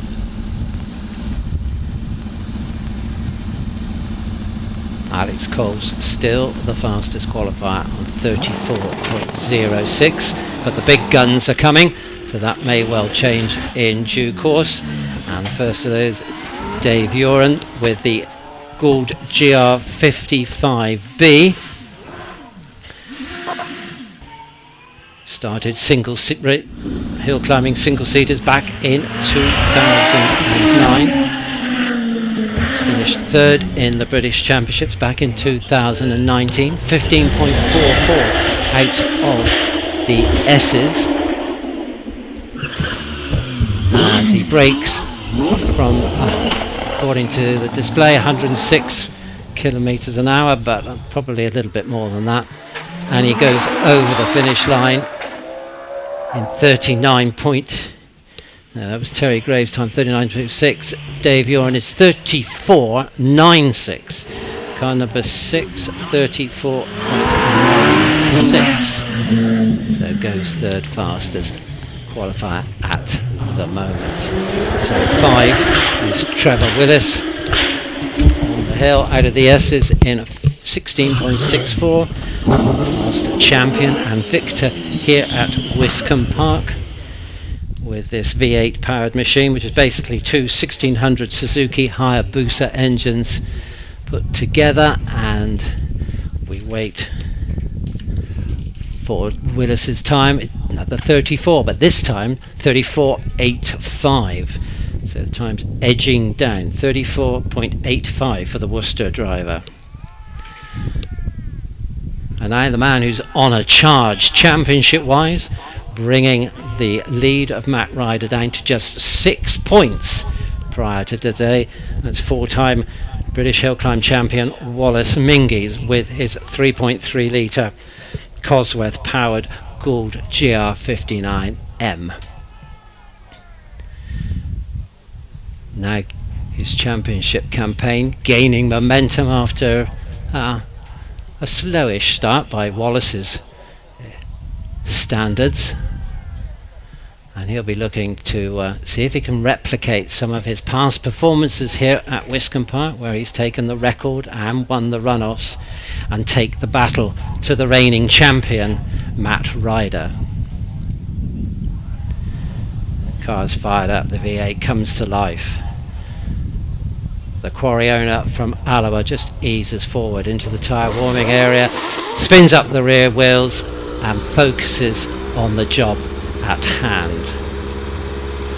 Our fastest qualifying time so far, 34.06. Is there a 33-second run in there from these top guns that are left to run? Mingies then gets the green light, unleashes that V8 and clocks a time of 2.18 seconds. So a demon start for the Scotsman. Over the brow at Bunny's Leap, neat and tidy through the gate. He's into the S's and it's a 16.23. Bit of a wiggle as he moves up through the S's to Saw Bench. Neat and tidy, good power delivery away. Is this a 33-second climb as he brakes from 137 kilometres an hour and goes 33.97, so just into the 33s by 300th of a second. And now another V8, the mighty 4-litre Judd powered Gould in the hands of Will Hall from Stourbridge. Took it away off the line in 2.15 seconds. So to be in the ballpark, you've got to be around below 2 seconds away from the start line. And Will is just 300ths off of 16 seconds dead in the S's. So the blue Gould now hammering up Castle Straight, peaks at 140 kilometres an hour, goes over the finish line at a time of 34.10 for Will Hall, as Alex Summers takes to the track with the DJ Firestorm 2.65 litre ex-IndyCar motor in the back of this machine. Great drivability, revs to about 14,000, and he's using that up through the S's in a time of 16.18. He's up in the 153 kilometres an hour on Castle Straight round Martini. Is that going to be a 33? My goodness, it is a 33.65. 33.65 for Alex Summers, our fastest qualifier to date. He's booked his place in the runoffs as the reigning champion Matthew Ryder comes out to attack this 915 metre course here at Wiscombe Park. Technical, challenging all the way from start to finish. 2.16 seconds from the man from Farringdon in Oxfordshire away off the line. And in the S's he's down into the 15s, a 15.86 as he rounds Saw Bench. Neat, tidy. He's executing well so far. And it's Martini's the next testing part. He's through there and over the line in 33.35 for Matthew Ryder. Edges him in as the fastest man to qualify so far as we move on from the large capacity racing cars into the venerable sports racing and racing car machines, Class M. First of all, we look at the Brabham BT30X in the hands of Andy Tippett, the single-seater, 21.26. He was at the S's, as now it's this very smart, well-prepared Chevron B19 in the hands of Richard George, 1975cc motor, 22.39 at the S's. So let's see Andy Tippett's time at the tops of 43.90. 43.90 for 125. Let's see how Richard George can challenge that. Can he get close to the single-seater's time with the 2-litre sports racer? It's a 48.73. 48.73 for Richard George. So Andy Tippett goes into the lead there with the single-seater, and Amanda George in second place. So Matthew Ryder, the fastest in Class L at the moment with that 33.35, puts him first in class, so to speak, today. Alex Summers in second on 33.65, and Wallace Mingy's third on 33.97. But their main task to date has been achieved. They've qualified, they're in, and they get the opportunity to give it their all and go one more time in the top 12 runoff when it matters, when championship points are at stake. Here we go then, ladies and gentlemen. The Tin Top Top 10 Challenge comes to Wiscombe, supported by AET Turbos. Simon Bainbridge, remember, leading the way at the moment with the SBR Chrono. And Damien Bradley and Steve Darley, who we'll see. Steve on his way to the line as I speak, with the Subaru currently third equal. So this is the business part. This is where it matters. There's points at stake.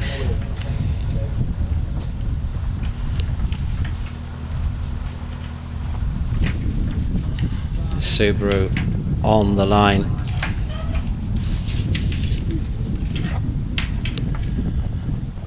Moved slightly to the right of the track, whether Stephen feels there might be an advantage there. Green lights on, and four-wheel drive traction, and away into Wiz corner in 2.26 seconds. Popping and banging of the turbo and the wastegate as he heads. A little bit of deviation on his line into the gate through the S's in 19.2. And he's with me now, popping and banging, scaring the birds up here, but really coming in. Nice, smooth, tidy. Just lays the power down. Nice straight line out to the corner. And then popping as on the overrun as he turns into Martini. He's braking into Martini and out in 39.36. So our first time, 39.36. Stephen Darley with the Impreza. He'll probably just keep going virtually, and the marshals will wave him straight round and come back down the hill. And next to be running will be the Peugeot 205 white and red machine. Is Stephen coming down now? Not quite yet, no. I guess they'll wait for the Impreza. Stephen in the Impreza's coming back down now. Yeah. So, he'll having have done to his run. make his way here. Lovely looking car with those big arches on it, you know.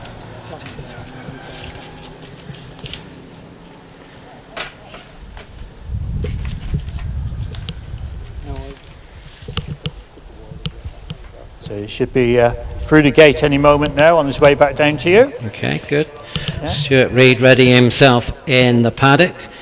Another man who's travelled from Scotland, from Perth in this instance. Oh, that's quite a way up. Quite a long way up. In this campaigning this Peugeot, which he's owned for about 12 years, and as many hill climbers, developing it and evolving it as they go along, in this case with the help of his father.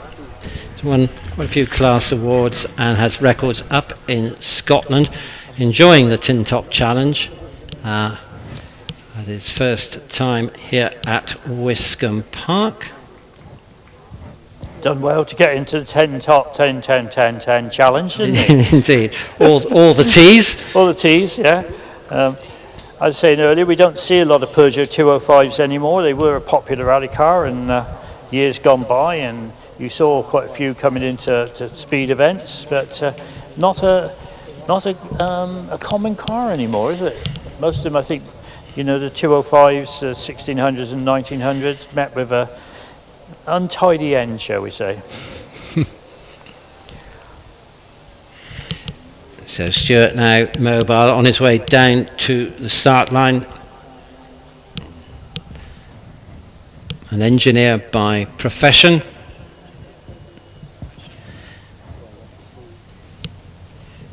Campaigning this machine with a engine that's got all steel internals and a 16 valve head.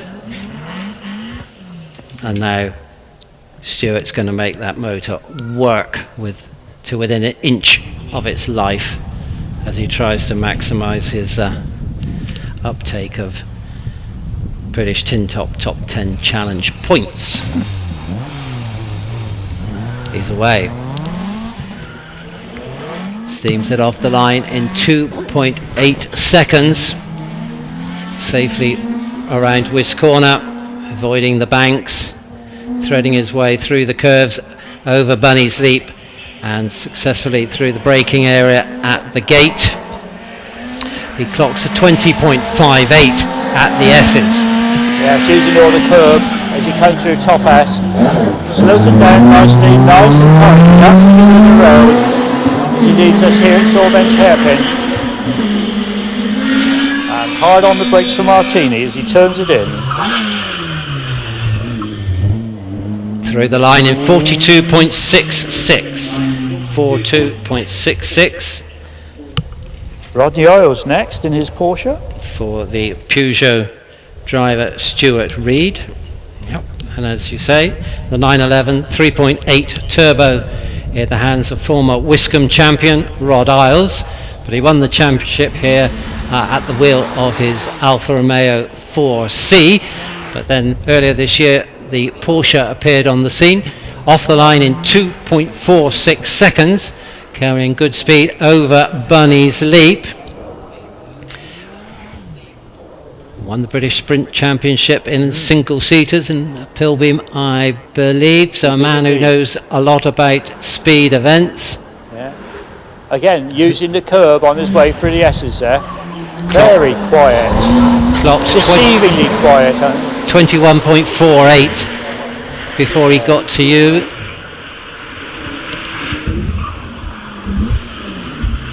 Top speed 138 kph and a time of 43.48. So into third place. Stephen Darby still leading the way on 39.36. Stuart Reid second, 42.66. Rod Isles 43.48. So next away, Richard Snow with the GT4 RS Porsche. And a business-like start in 2.71 seconds.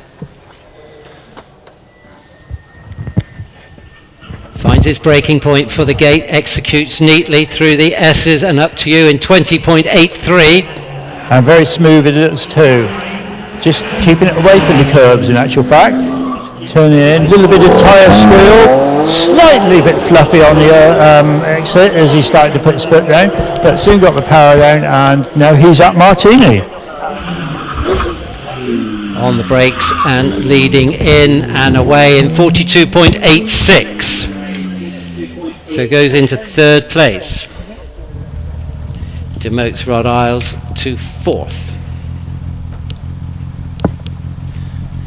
Jim Herbert next to run with his Mitsubishi. Way off the line, 3.03, so dropped a bit of time there. Will he be able to make that along the way?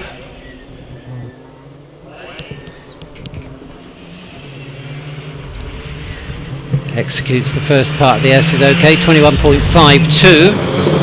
Popping and bang on the overrun.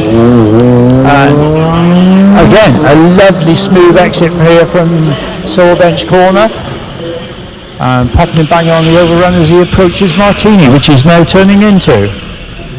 And he clocks a 43.92. 43.92 for Jim Herbert. So he's not going to ruffle the feathers of those who've gone before. Jonathan Williamson next to run. Regular qualifier in the tin top, and actually at the moment lying fifth equal, 2.24 seconds off the start, so that was business-like, neat and tidy, as was his progress through the gate, and up to you in 21.1. Yes, Jonathan, another one who's many years experience here at Wiscombe, knows exactly where to place the car on the track, which lines to take around a corner, gets the power down. Having gone over to injection in the last couple of years, he's really, really going well. 40 years at Wiscombe with the Porsche. Years. Yeah, it's going to tell, and it's a 43.09.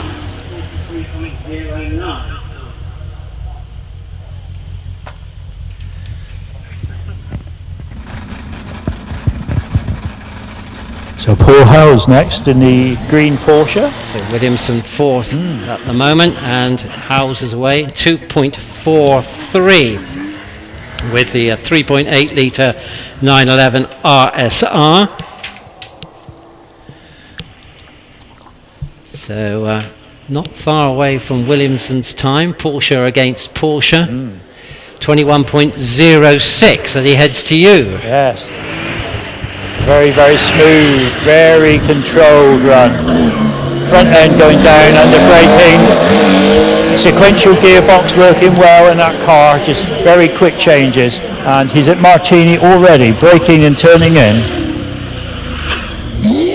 And he scores a time of 43.05. 43.05, so 400ths up on Jonathan Williamson in the battle of the Porsches.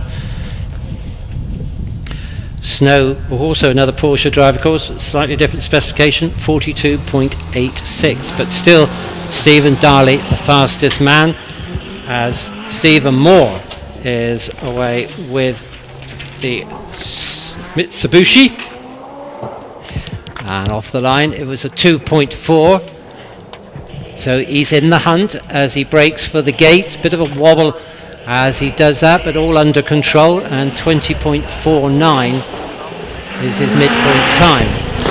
Yeah, lots of popping and banging, the anti-lag popping are going there. Again, very smooth, Very, very quick acceleration out of saw bench. 129 kph on the way, and a time at the top of 42.06. That's second fastest. So good climb there by Stephen Moore.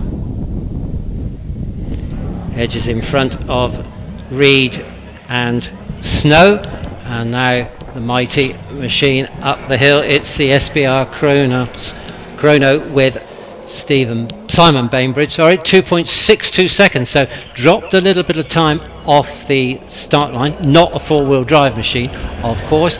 18.88. Oh, that's fast. And it's a big car to get around here. And the front end rounds out as he comes around saw bench. Lovely and smooth. Really laying the power down. Yes. That V8 working well along Castle Straight.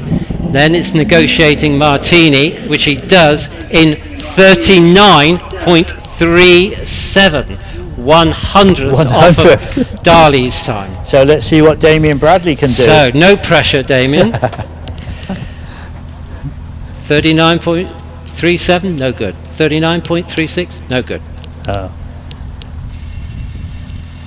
Composing himself on the line, and away the man currently in third place in the Tin Top Top 10 Challenge. 2.24 seconds, so that's almost as good as it gets off the start line. It is. So the four-wheel drive obviously working well for him there. 18.81. Oh, quick again, is it? Yeah. Oh, very smooth, very tidy. This very cautious approach around the saw bench, but getting that power down as he goes up the straight. I think he's weaving a little bit side to side where the diffs are pulling him. 156 kph and a time of 38.88. Our only 38-second climb. So the man who won here on the Sunday last year has done it again. 38.88, and that's 5 Tin Top Runoff victories out of 5 for Simon Bainbridge and the SPR Chrono. Is that right? Yeah. Doubled up at Doon, doubled up at Harewood, and now again today. So he'll be looking to see if he can make it a clean sweep tomorrow, no doubt. But Bainbridge 38.88. Stephen Darley second on 39.36. And then of course we go to Bradley on 39.37. I think 42.06. Stephen Moore is next in fourth place. Fifth by my reckoning is Reed. Sixth Snow. Seventh Howell. Eighth Williams. Ninth is 10th. That's unofficial. But a good win there by. So let's have a round of applause for these guys as they come down. Give them a wave, give them a cheer, give them a clap. They put a lot of effort in today. The 206 coming down first. Sorry, 205. So, waving to the marshals as they go, showing their appreciation. Give them a clap. A lovely RSR, beautiful that car.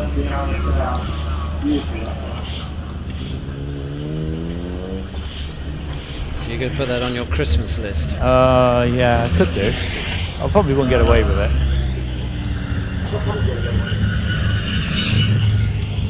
So that's the last of the Tin Top cars, now on its way back down to you. So did most of the Tin Tops go for a close line on the apex at all? Or did they stay out do you know what? and They less stayed lessen out. that gradient? They stayed out a bit. Obviously, the SBR Chrono didn't have much of an option. He had to take a tight line because of the size of him. But most of them actually kept out from that apex. It's just, I think the apex, if you're getting too tight, it just lifts you, and it can lift your drive wheel, and obviously you lose that little bit of traction going out of the corner. So they are better off, in actual fact, keeping out a little bit, from what I can see. But I wouldn't want them to, shall we say, use my guidance.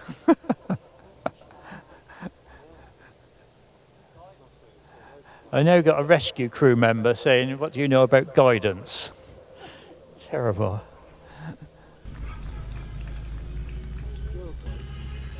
No, not Girl Guides, Nick, no. So we're just waiting for the course car now. There's just a couple more people crossing at the crossing point. Then the course car will leave us, come back down to you. It's quite nice. I'm up here. I can see, I can actually see competitors who aren't actually here today as competitors, but come as spectators in amongst the throng of people. It's quite good to see them come along and support the others.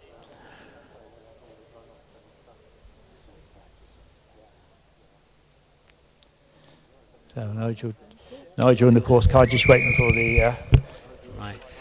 We've just got an announcement. Could Tim Porter return to his competing car, please? Tim Porter to his competing car. And Lord Wardle's just pointed out that, in fact, it was Damon Bradley that set the 38.88. I did think it was, but I didn't like to query it, just in case I was wrong. Simon Bradley on 39.37. So they swept round. Yeah, they did come up in a different order. Unfortunately, a delay on the times here. But that's the case. Damien Bradley stole it at the end. Yes. On 38.88. Yeah, because we were expecting Damien to come up before the SB Chrono. So that's probably the reason why it was... I think so, yeah. But come out wrong. So that good victory there for the Subaru Impreza man, which will give him a leg up in the standings in the Tin Top Top 10 Challenge. And we're going to have a little chat afterwards, Damien and I. Yeah, I mean, all about Pikes Peak, eh? All about his trip to Pikes Peak. Yeah, so that could be quite interesting. That and will be, yeah. It'll go out on YouTube at some point in the very near future for everybody to see. Have you got any questions that you'd like me to ask him in particular? Do you get paid? No. No, he gets paid. No, that's what I mean. No, I think he. So you fund you fund everything. I think you fund everything. I think it is very much a self-funded thing. You know, obviously if you get sponsorship, but I mean, it is. I would say it is quite a major commitment to go and do an event like that. I would say so. Yeah, go to Colorado, take your team, take the car, the shipping, everything. You know, it's quite a lot to organise. The logistics of it must be wonderful. So the cost not so wonderful. Yeah, it depends if it goes right or wrong, doesn't it? Really, like everything, the logistics are good when it goes right. Yeah. But an experience, a huge experience. Without a doubt, yeah. And one of the things, if you get the opportunity to do, I think if you can do it, you've got to go and do it, haven't you? It's people talk about having a bucket list of things that they want to do, but I think Pikes Peak, if you're a hill climber, there's got to be a major challenge to go and do. Yeah. The actual, I would imagine, hill climb itself was nowhere near as hard to organise as the logistics of getting there. No, quite. We've gone a little bit into shade up here now, which is actually quite nice. There's very little sunlight by what I can see on the cameras. You've got a bit of dappled light on the approach to Sawbench, but I don't think that will affect the drivers too much. And I guess Martini likewise, because I don't know what the trees situation is now, but there's been a lot of tree work done down here in the last late few in the months. afternoon. We used to get very bright sun as you climbed Castle Straight. I think looking at the pictures, that doesn't appear to be the case at the moment. I think the trees have been they've grown, but there's been quite a lot of issues with bits of tree that have not been so well, and have been the tree surgeons have been in and tidied it up a lot. Which I mean, I think that's led to the healthier trees being able to grow.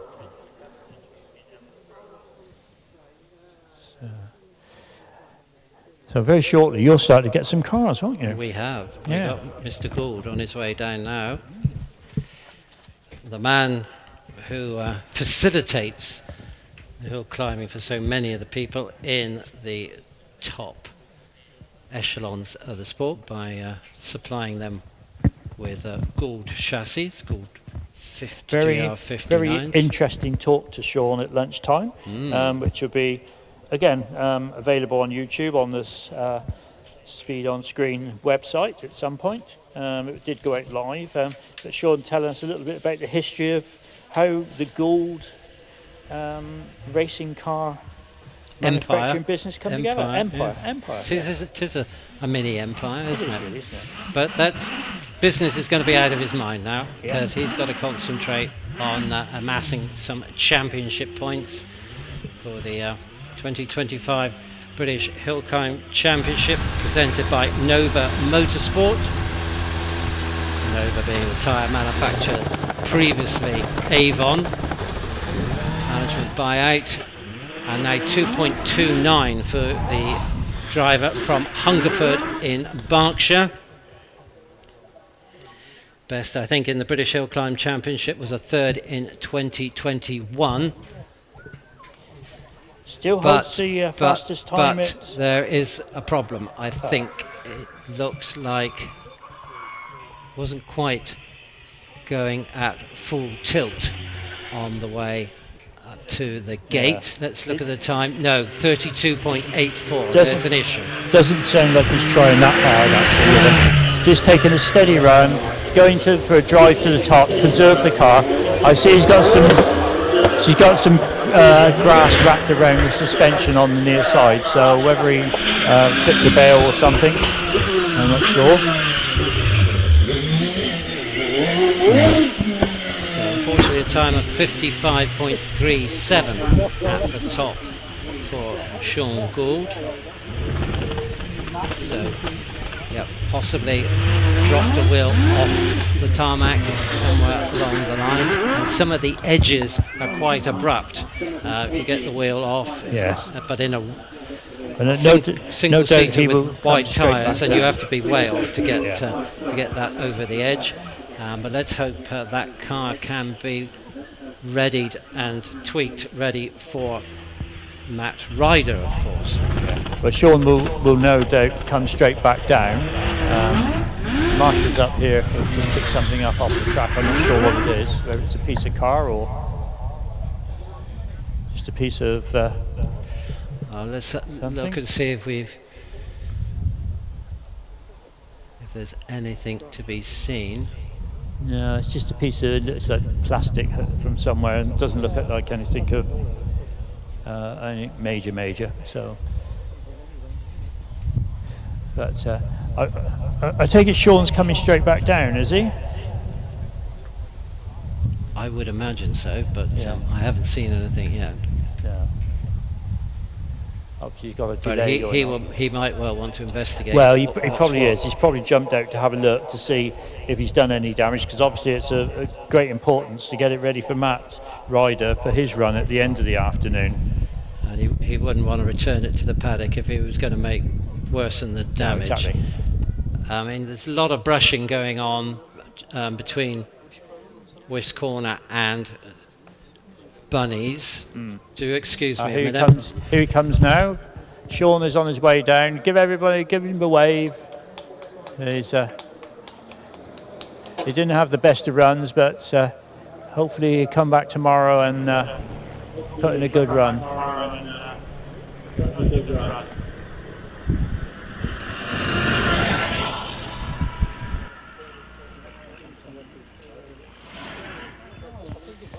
So are they still brushing down there? Oh yes, Yeah. So we should have Darren Gumley up next. Now, Darren's a hard charger, isn't he? Oh, he is very hard gives it charger. all. Gives of his all. Yes, he does. He's very much he's going to make it to the top or not at all kind of thing, isn't he? He's very much sort of committed to getting the best out of the car on the run.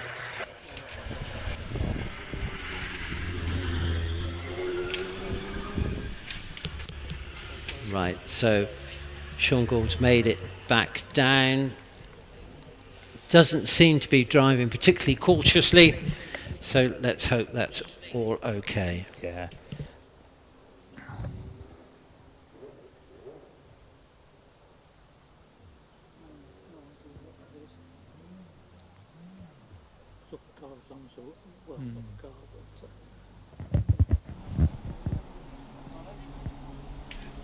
So next we go, as you say, second qualifier, number 106, Darren Gumbley.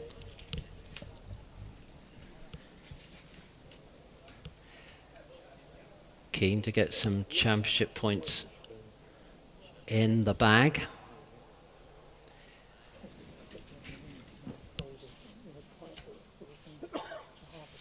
With his 1600cc powered Force TA.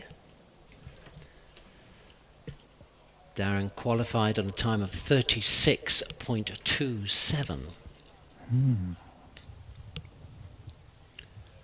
Ideally, he would like to improve on that and see if he could score a couple of positions and a few more points, I'm sure, but time will tell. What's Darren's best score? Oh, it sounds like he's leaving the line now, is he? He's just warming the tyres. I left my laminate that you gave me with all the recent times in my coat, unfortunately. But that's only the top 10. It is. And Darren doesn't get up into that table, unfortunately.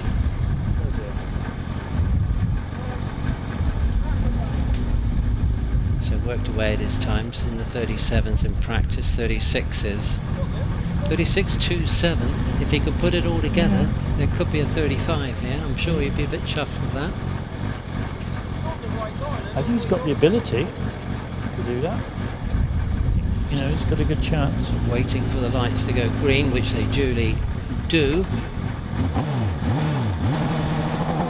Brings up the revs, dumps the clutch at 2.34 seconds.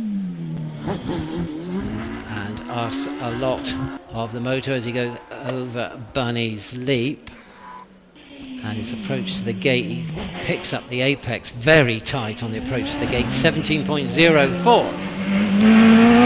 Very tight up here as well. A little bit of oversteer on the way out, but getting some power down. Probably lost a little bit of time with that oversteer, but in correcting it. But at Martini now. 35.72. You said it, he could get the 35s. Yeah, and he did. Yes. A good effort, so he's our fastest runoff contender at the moment. But next up, 110, Jonathan Varley. On his way down to the line.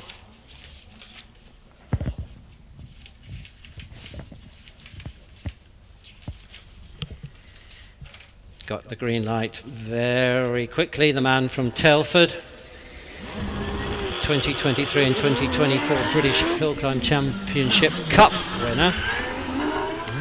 And also Midland Hillclimb champion last year with this TKD YV8 2-litre motor, 2 Yamaha R1 engines on a single crankshaft, 17.08. Yeah. A little bit wayward on his way in, but soon gathered it all together and straight up Martini straight up with Castle Straight. I forget where I am. Castle Straight into Martini. 128 kilometres an hour gives him a time of 35.42. Goes fastest. Varley ahead of Gumley, 35.42 against 35.72. 105 next to run, and that is Jason Tunnicliffe. From Somerset, garage owner from Wedmore.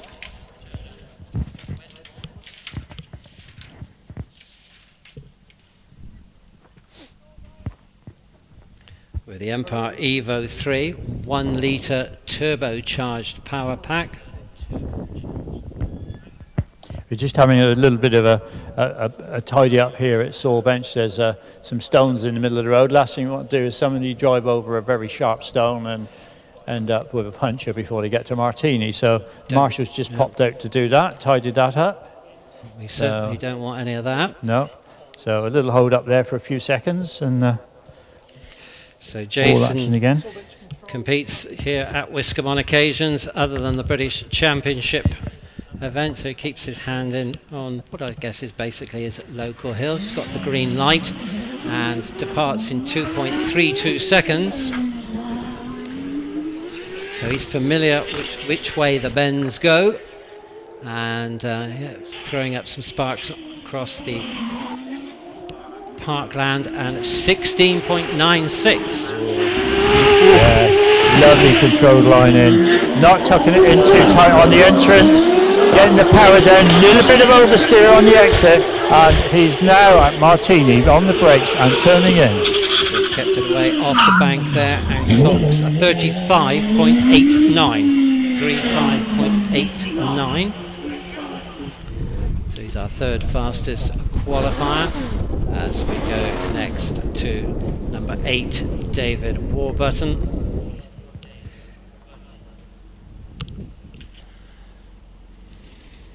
With a 1600 Gold GR59. Brings up the revs and away on the green light in 2.3 seconds.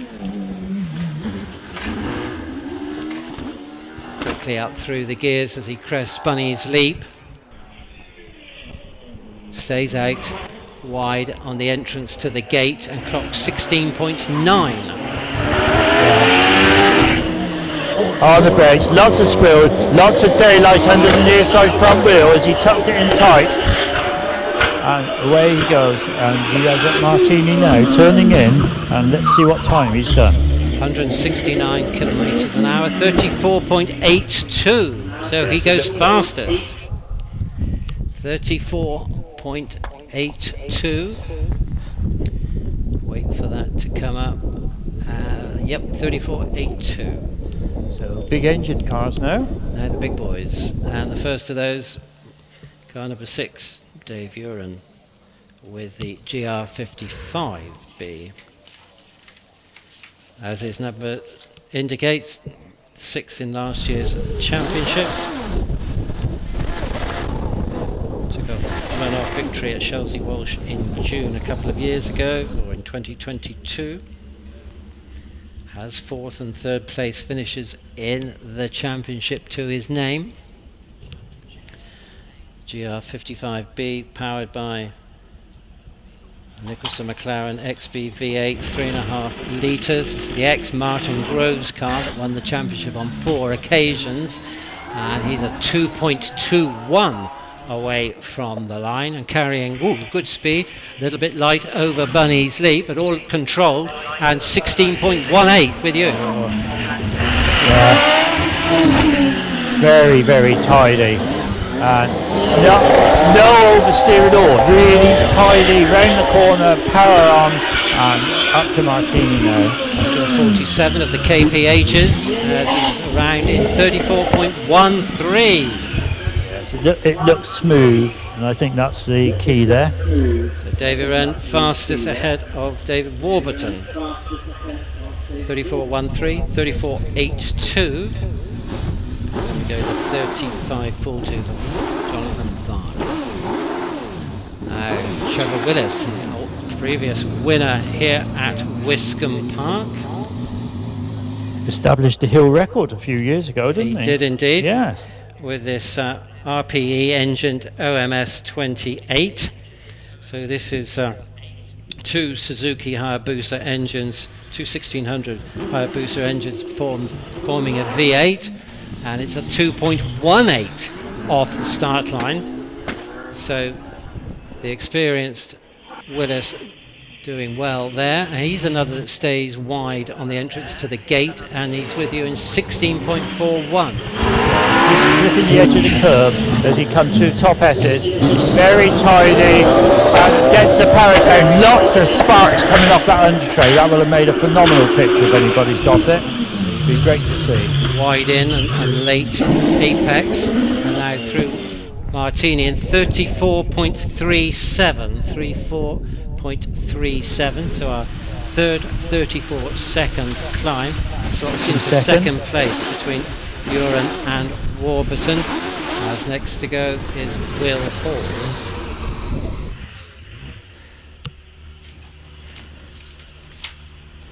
With the Judd V8, mighty 4 litres, giving about 670 brake horsepower. So roughly these top cars, approaching 700 brake horsepower, weighing about 420 kilograms. 2.17, so that's in the area of the best launch. Neat through the gate, and 15.86. Oh, that's the fastest so far, isn't it? Oh, visibly faster as well. Will comes in, very tidy. You hear the traction control kicking in as he accelerates away, and he's at Martini already. 144 kph, and all the times have disappeared. 33.22. Wow. Yes, I'm not surprised by that. It was so tidy, and the power straight down there. No, it's a giant killing Alex Coles, isn't it? Incredible. So the diminutive machine. Let's see what Alex can do. This is taking on the big boys big time. With the 1300 supercharged Force TA, 2.28 off the line, and I'm sure he'll give it of his all, but will he lose out to big power on the top straight? So far good, 16.29. He's working hard at the wheel there to keep us going, and just phenomenal acceleration in that little car as he heads up Castle Straight.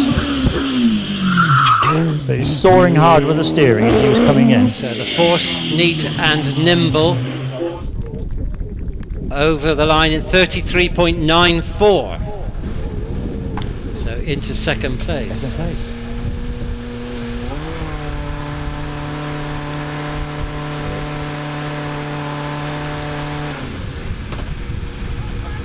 Wallace Mingy's next to go.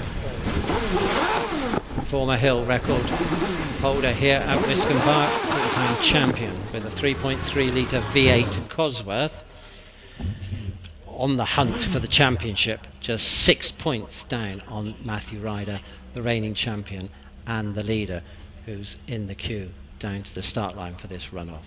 So the Scotsman on the line, waiting for the green light. He gets it composed, revs, and I think the engine's knocked off. So a little bit of a delay while we push the car back, and his team.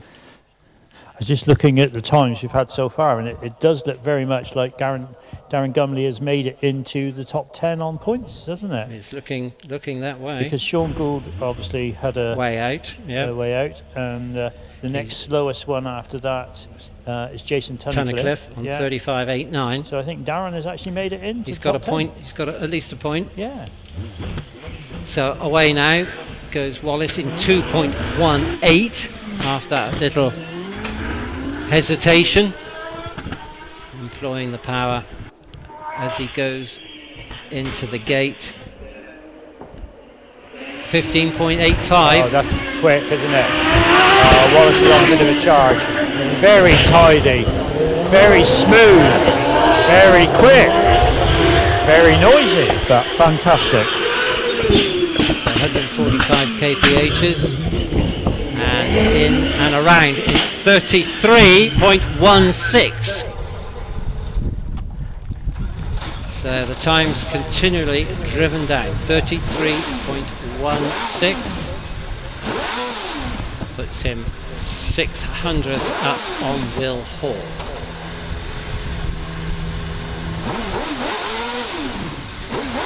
Alex Coles in 3rd place. Another former champion and Wiscombe record holder, Alex Summers. And we deviate from the Gould GR59 theme for Alex, who's a car designer from Henley and Arden, and we look at the DJ Firestorm chassis with a Cosworth XD V8, 2.65 litres and a launch time of 2.17. Ooh. So very much We're on trying, it. aren't we? Alex not having a full season this year, so probably be relishing the opportunity to go up against his friends and compatriots. 15.6. A little bit wide as he come through the S's, but I think that was the speed carrying him into it. Very, very quick on his way, and he's now at Martini. That is going to be a quick run. 157 as he's on the brakes, and it's a 32.86. It looked quick. It was quick. So let's see how Matt Ryder responds. The reigning champion, who entertained us par excellence last year with 2 hill records, one on Saturday, one on Sunday. 32.86 from Alex Summers is the time to beat for the operations consultant from Farringdon in Oxford. This is the same chassis, of course, which we saw Sean Gould use a little bit earlier, but all looks good. 2.26, so a few hundredths down on the departure from the start, but it's not a drama, it's not drastic. As the back end goes a bit light over Bunny's Leap, he finds his line through the gate, neat and tidy. 15.75. Oh, that's quick. Visibly quick. He's using all the road up here and around. I'm not sure if you can even hear me over the lovely noise. Let's see what he does. He's at Martini already. Rounding Martini in 32.74. So Matt Ryder still has the fastest time today in the top 12 runoff. Indeed he does, ahead of Alex Summers on 32.86. Then Wallace Mingies. Yeah, they're the only two on in the 32s. Yeah. Wallace Mingies third on 33.16. Will Hall fourth. Indeed. As we move away to our remaining class of action today, which is the Downton Motor Club series, with a few of their friends, we could say, couldn't we? A few They are. Yes. extras. Yes. So some exciting time there in that top 12. Very class Yeah. motoring. And very Alex class. Coles coming in 5th fastest in that little car. He showed a very committed run up here and through the corner.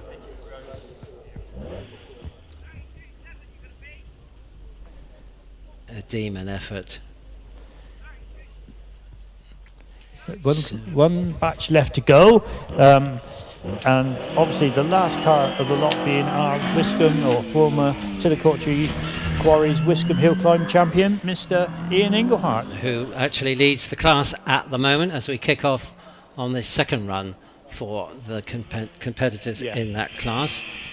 Ian leading the way on 42.06, but we have a double driver in the form of Tim Porter out on the hill with his 2 litre Mark II Escort. Yeah. So we got shares with Mark, and he's 23.26. Sounds like Tim just missed a gear then as he changed gear going up Castle Straight on the brakes at Martini, and we got one more double driven car, I believe, in the Downton group. That'll be the Mini Club, and 48.38 for Tim Porter. So, yep, that missed gear change cost him a bit of time because he was on a 47.62 earlier in. And here's the course car with us now, so I should come back down with the course car and I'll see you shortly. We look forward to it. Yes, indeed.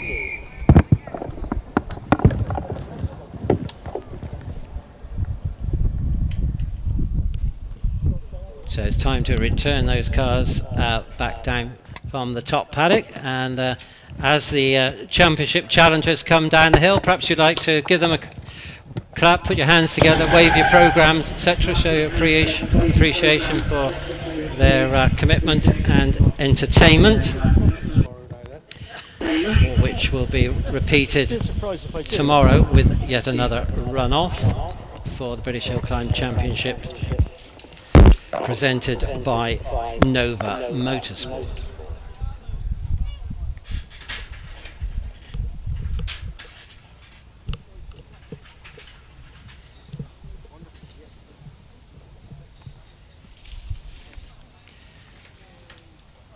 So as we were saying, that Downton Motor Club class, which will be next up once we've turned the cars around, headed by Ian Englehart with the Westfield. Derek Kessel, long-time member and supporter of the Clark category, with his Maguire Space Frame chassis Mini.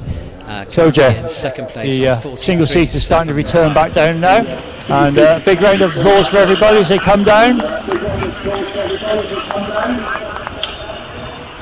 So what a great top 12 runoff that was. Very exciting towards the end.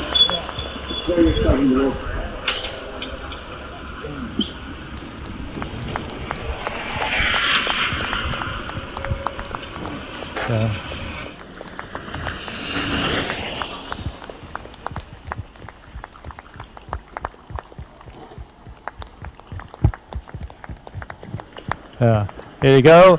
Right, the drivers all waving to the marshals as they come down. Alex Summers just passed us. Will Hall just going past us now. Well done, Will. There's a car I didn't see go up. Very nice though. Obviously, of course it's Alan McDonald. I forgot he was up there. So used to seeing him in the Mini, I forgot he'd changed his car.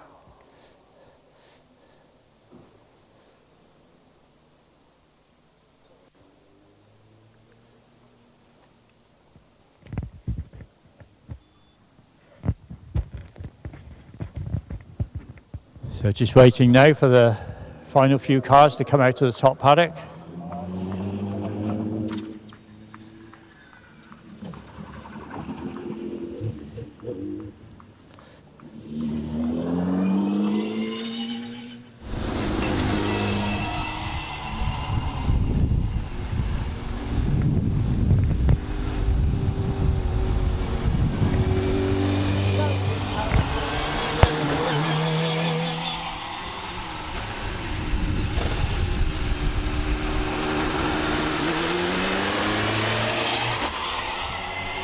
Done very well.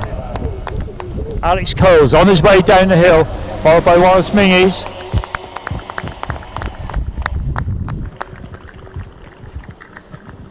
And just waiting now for one more car. The man who's just set the time today in the top 12 runoff. Here he comes now.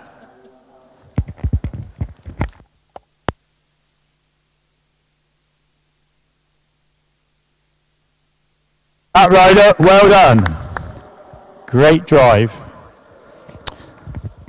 So I'm coming back down now, Jeff, and we just got the rest of the Downton lot to go. So.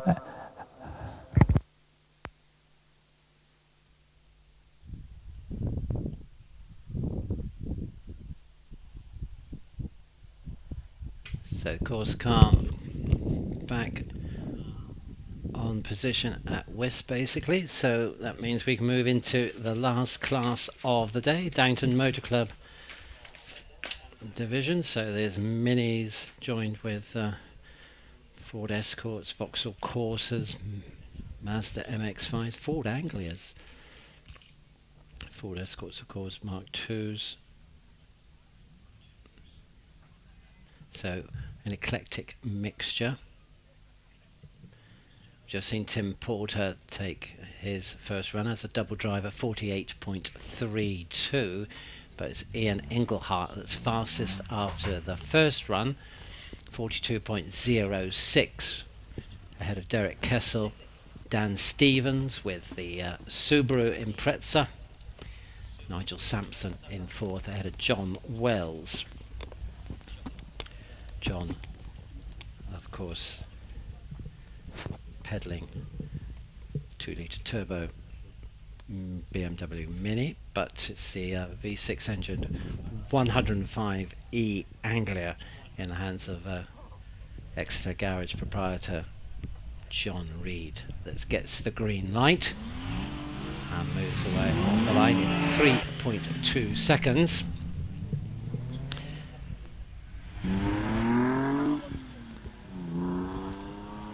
Car that he bought for the princely sum of £10.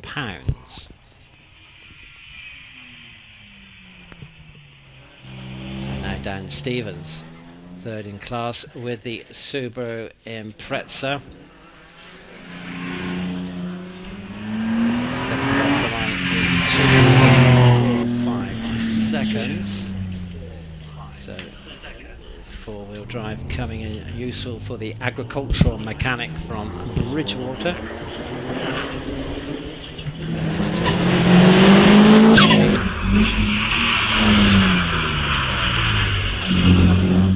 In the last 12 months, an effort to improve the performance.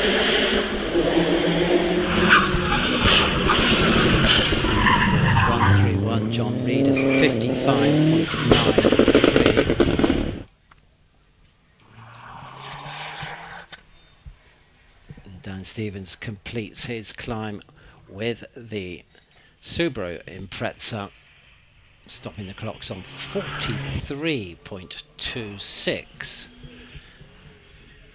So that's going to help Dan's situation somewhat. He should move up to second place. He does indeed, demoting Derek Kessel on 43.71 to third, but Derek will be out in due course and will be able to present a riposte to that. 35 on the hill then at the moment. Out of the S's in 21.75. 44.66 at the top of the hill.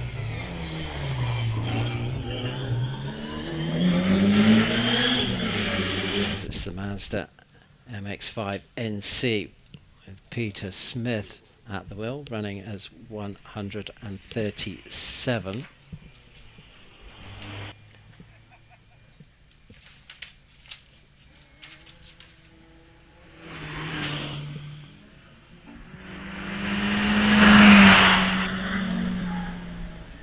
Vauxhall Corsa, Kieran Stevens, is 1400cc machine, a 52.45 on his first visit to the hill.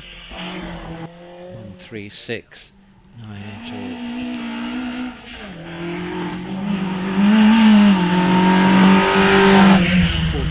44.48.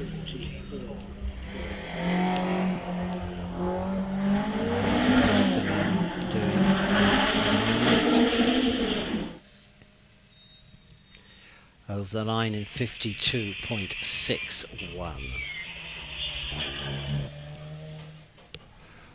Waiting for the green light, and away goes Lee Kessel with his 13.10.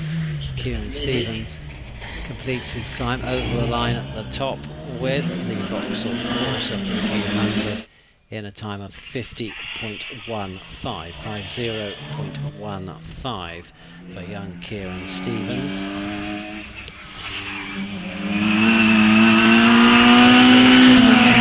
He's into the top paddock with a 47.61 to his name with a 1380cc Mini. And 3.05 second launch for Steve Jarrett from Wimborne with the R53. It's a 1600 supercharged BMW style Mini Cooper S. Steve, a builder by profession. Time for Lee Kessel in clock 140.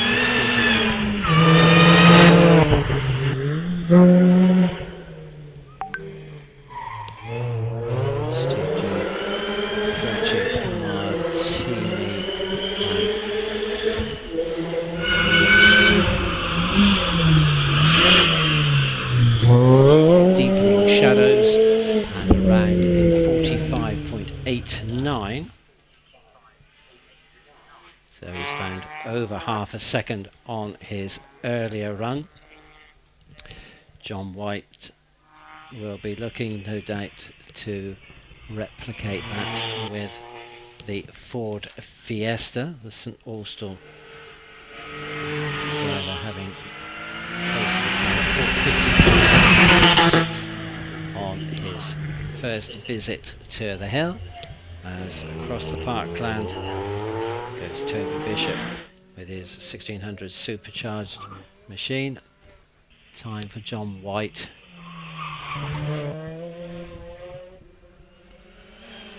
the top as he lands West corner is a 51.8. So a handsome improvement for the retired farmer. It's a self-storage business. So we should be seeing Kevin King out on the hill. He launched in 3.31 with the Ford Fiesta 150 ST. Kevin, an electrical contracts manager from Bridport in Dorset, just on the coast. As we see Mark Porter with the Mark II 2-litre Escort. Over the years, he's been 23 and what looks very much like the Graham Gonzalez Austin Mini is away off the line. So let's look for a time for 143 Toby Bishop, 45.34. Kevin King also in the top paddock, 144 on a time of 54.63. So King. And Kessel now away, currently in third place with the space frame chassis Mini, so he'll certainly be targeting Dan Stevens, see if he can move into second place. So he's got to find, I don't know, roughly about half a second. Can he get on terms with Ian Engelhart, who's last to run? Ian off the line in 2.68 seconds. Porter 3 at the top with the Mark II Escort in 54.6. So Gonzalez clocked time 46. Kessel getting second place. Kessel running as 147, bagged a time of 43.76. So not successful there. Dan Stevens retains second place as Ian Engelhart had the opportunity to improve on that 42.06. The answer is emphatically yes with a 38.89. So the multiple Wiscombe champion taking Class W Downton Motor Club class with ease ahead of Dan Stevens and Derek Kessel. So David has joined me in the commentary position. What's your number one observation, memory of the day then, David? Oh, my number one observation, memory of the day. My memory, honestly, it doesn't last the whole day. I don't know. I'm going to say watching the SBR chrono around Sawbench, because it's such a big car. To get it around there it's just an achievement, really. I think that was my that would be my memory of the day. Good. Well, it's great to finish up with the sun shining. Oh yes, right. That's a positive. We'll have that again tomorrow if we may. I think more of it tomorrow. Actually. More of it even. Yeah. When we do it all again, another top 10 tin top runoff. No, I'm not going to even try. Another top 12 championship runoff. Yes. So plenty more excitement. Yeah. And we'll be back here bright and early, won't we? Ish. Yes. Yeah, we will actually. I mean, we'd be here quite early, getting ourselves all sorted, going and having a chat to the drivers, just get a little bit of feel of the anticipation of the day, shall we call it? Yes, setting the scene. But overall, a very good day today, and most enjoyable. A couple of hold-ups, but still finishing at a respectable time. Respectable time. All good stuff. Yeah, unfortunately, things like oil spillages and things like that have to be dealt with. So Can't do anything about it. yeah, can't do anything about It goes with the territory, as they say. It does indeed, yes. So, and the drivers don't spill the oil on purpose. It's just, unfortunately, like anything mechanical, it will break at some point. So, thank you, Jeff, for today. And very much. We can do it all again tomorrow. Yeah, I'm off now. it's good night from me, and it's good night from you. I'm off now to chat to Damien Bradley. You're going to find out about Pikes Peak. All about Pikes Peak. So that would be very That'll be a interesting. story, I'm sure. Oh, I do hope so. Yes. Good stuff. Good. Well, from him and me, thank you for your attendance, for your ears, and we look forward to seeing you tomorrow. Take a safe journey home if you're travelling.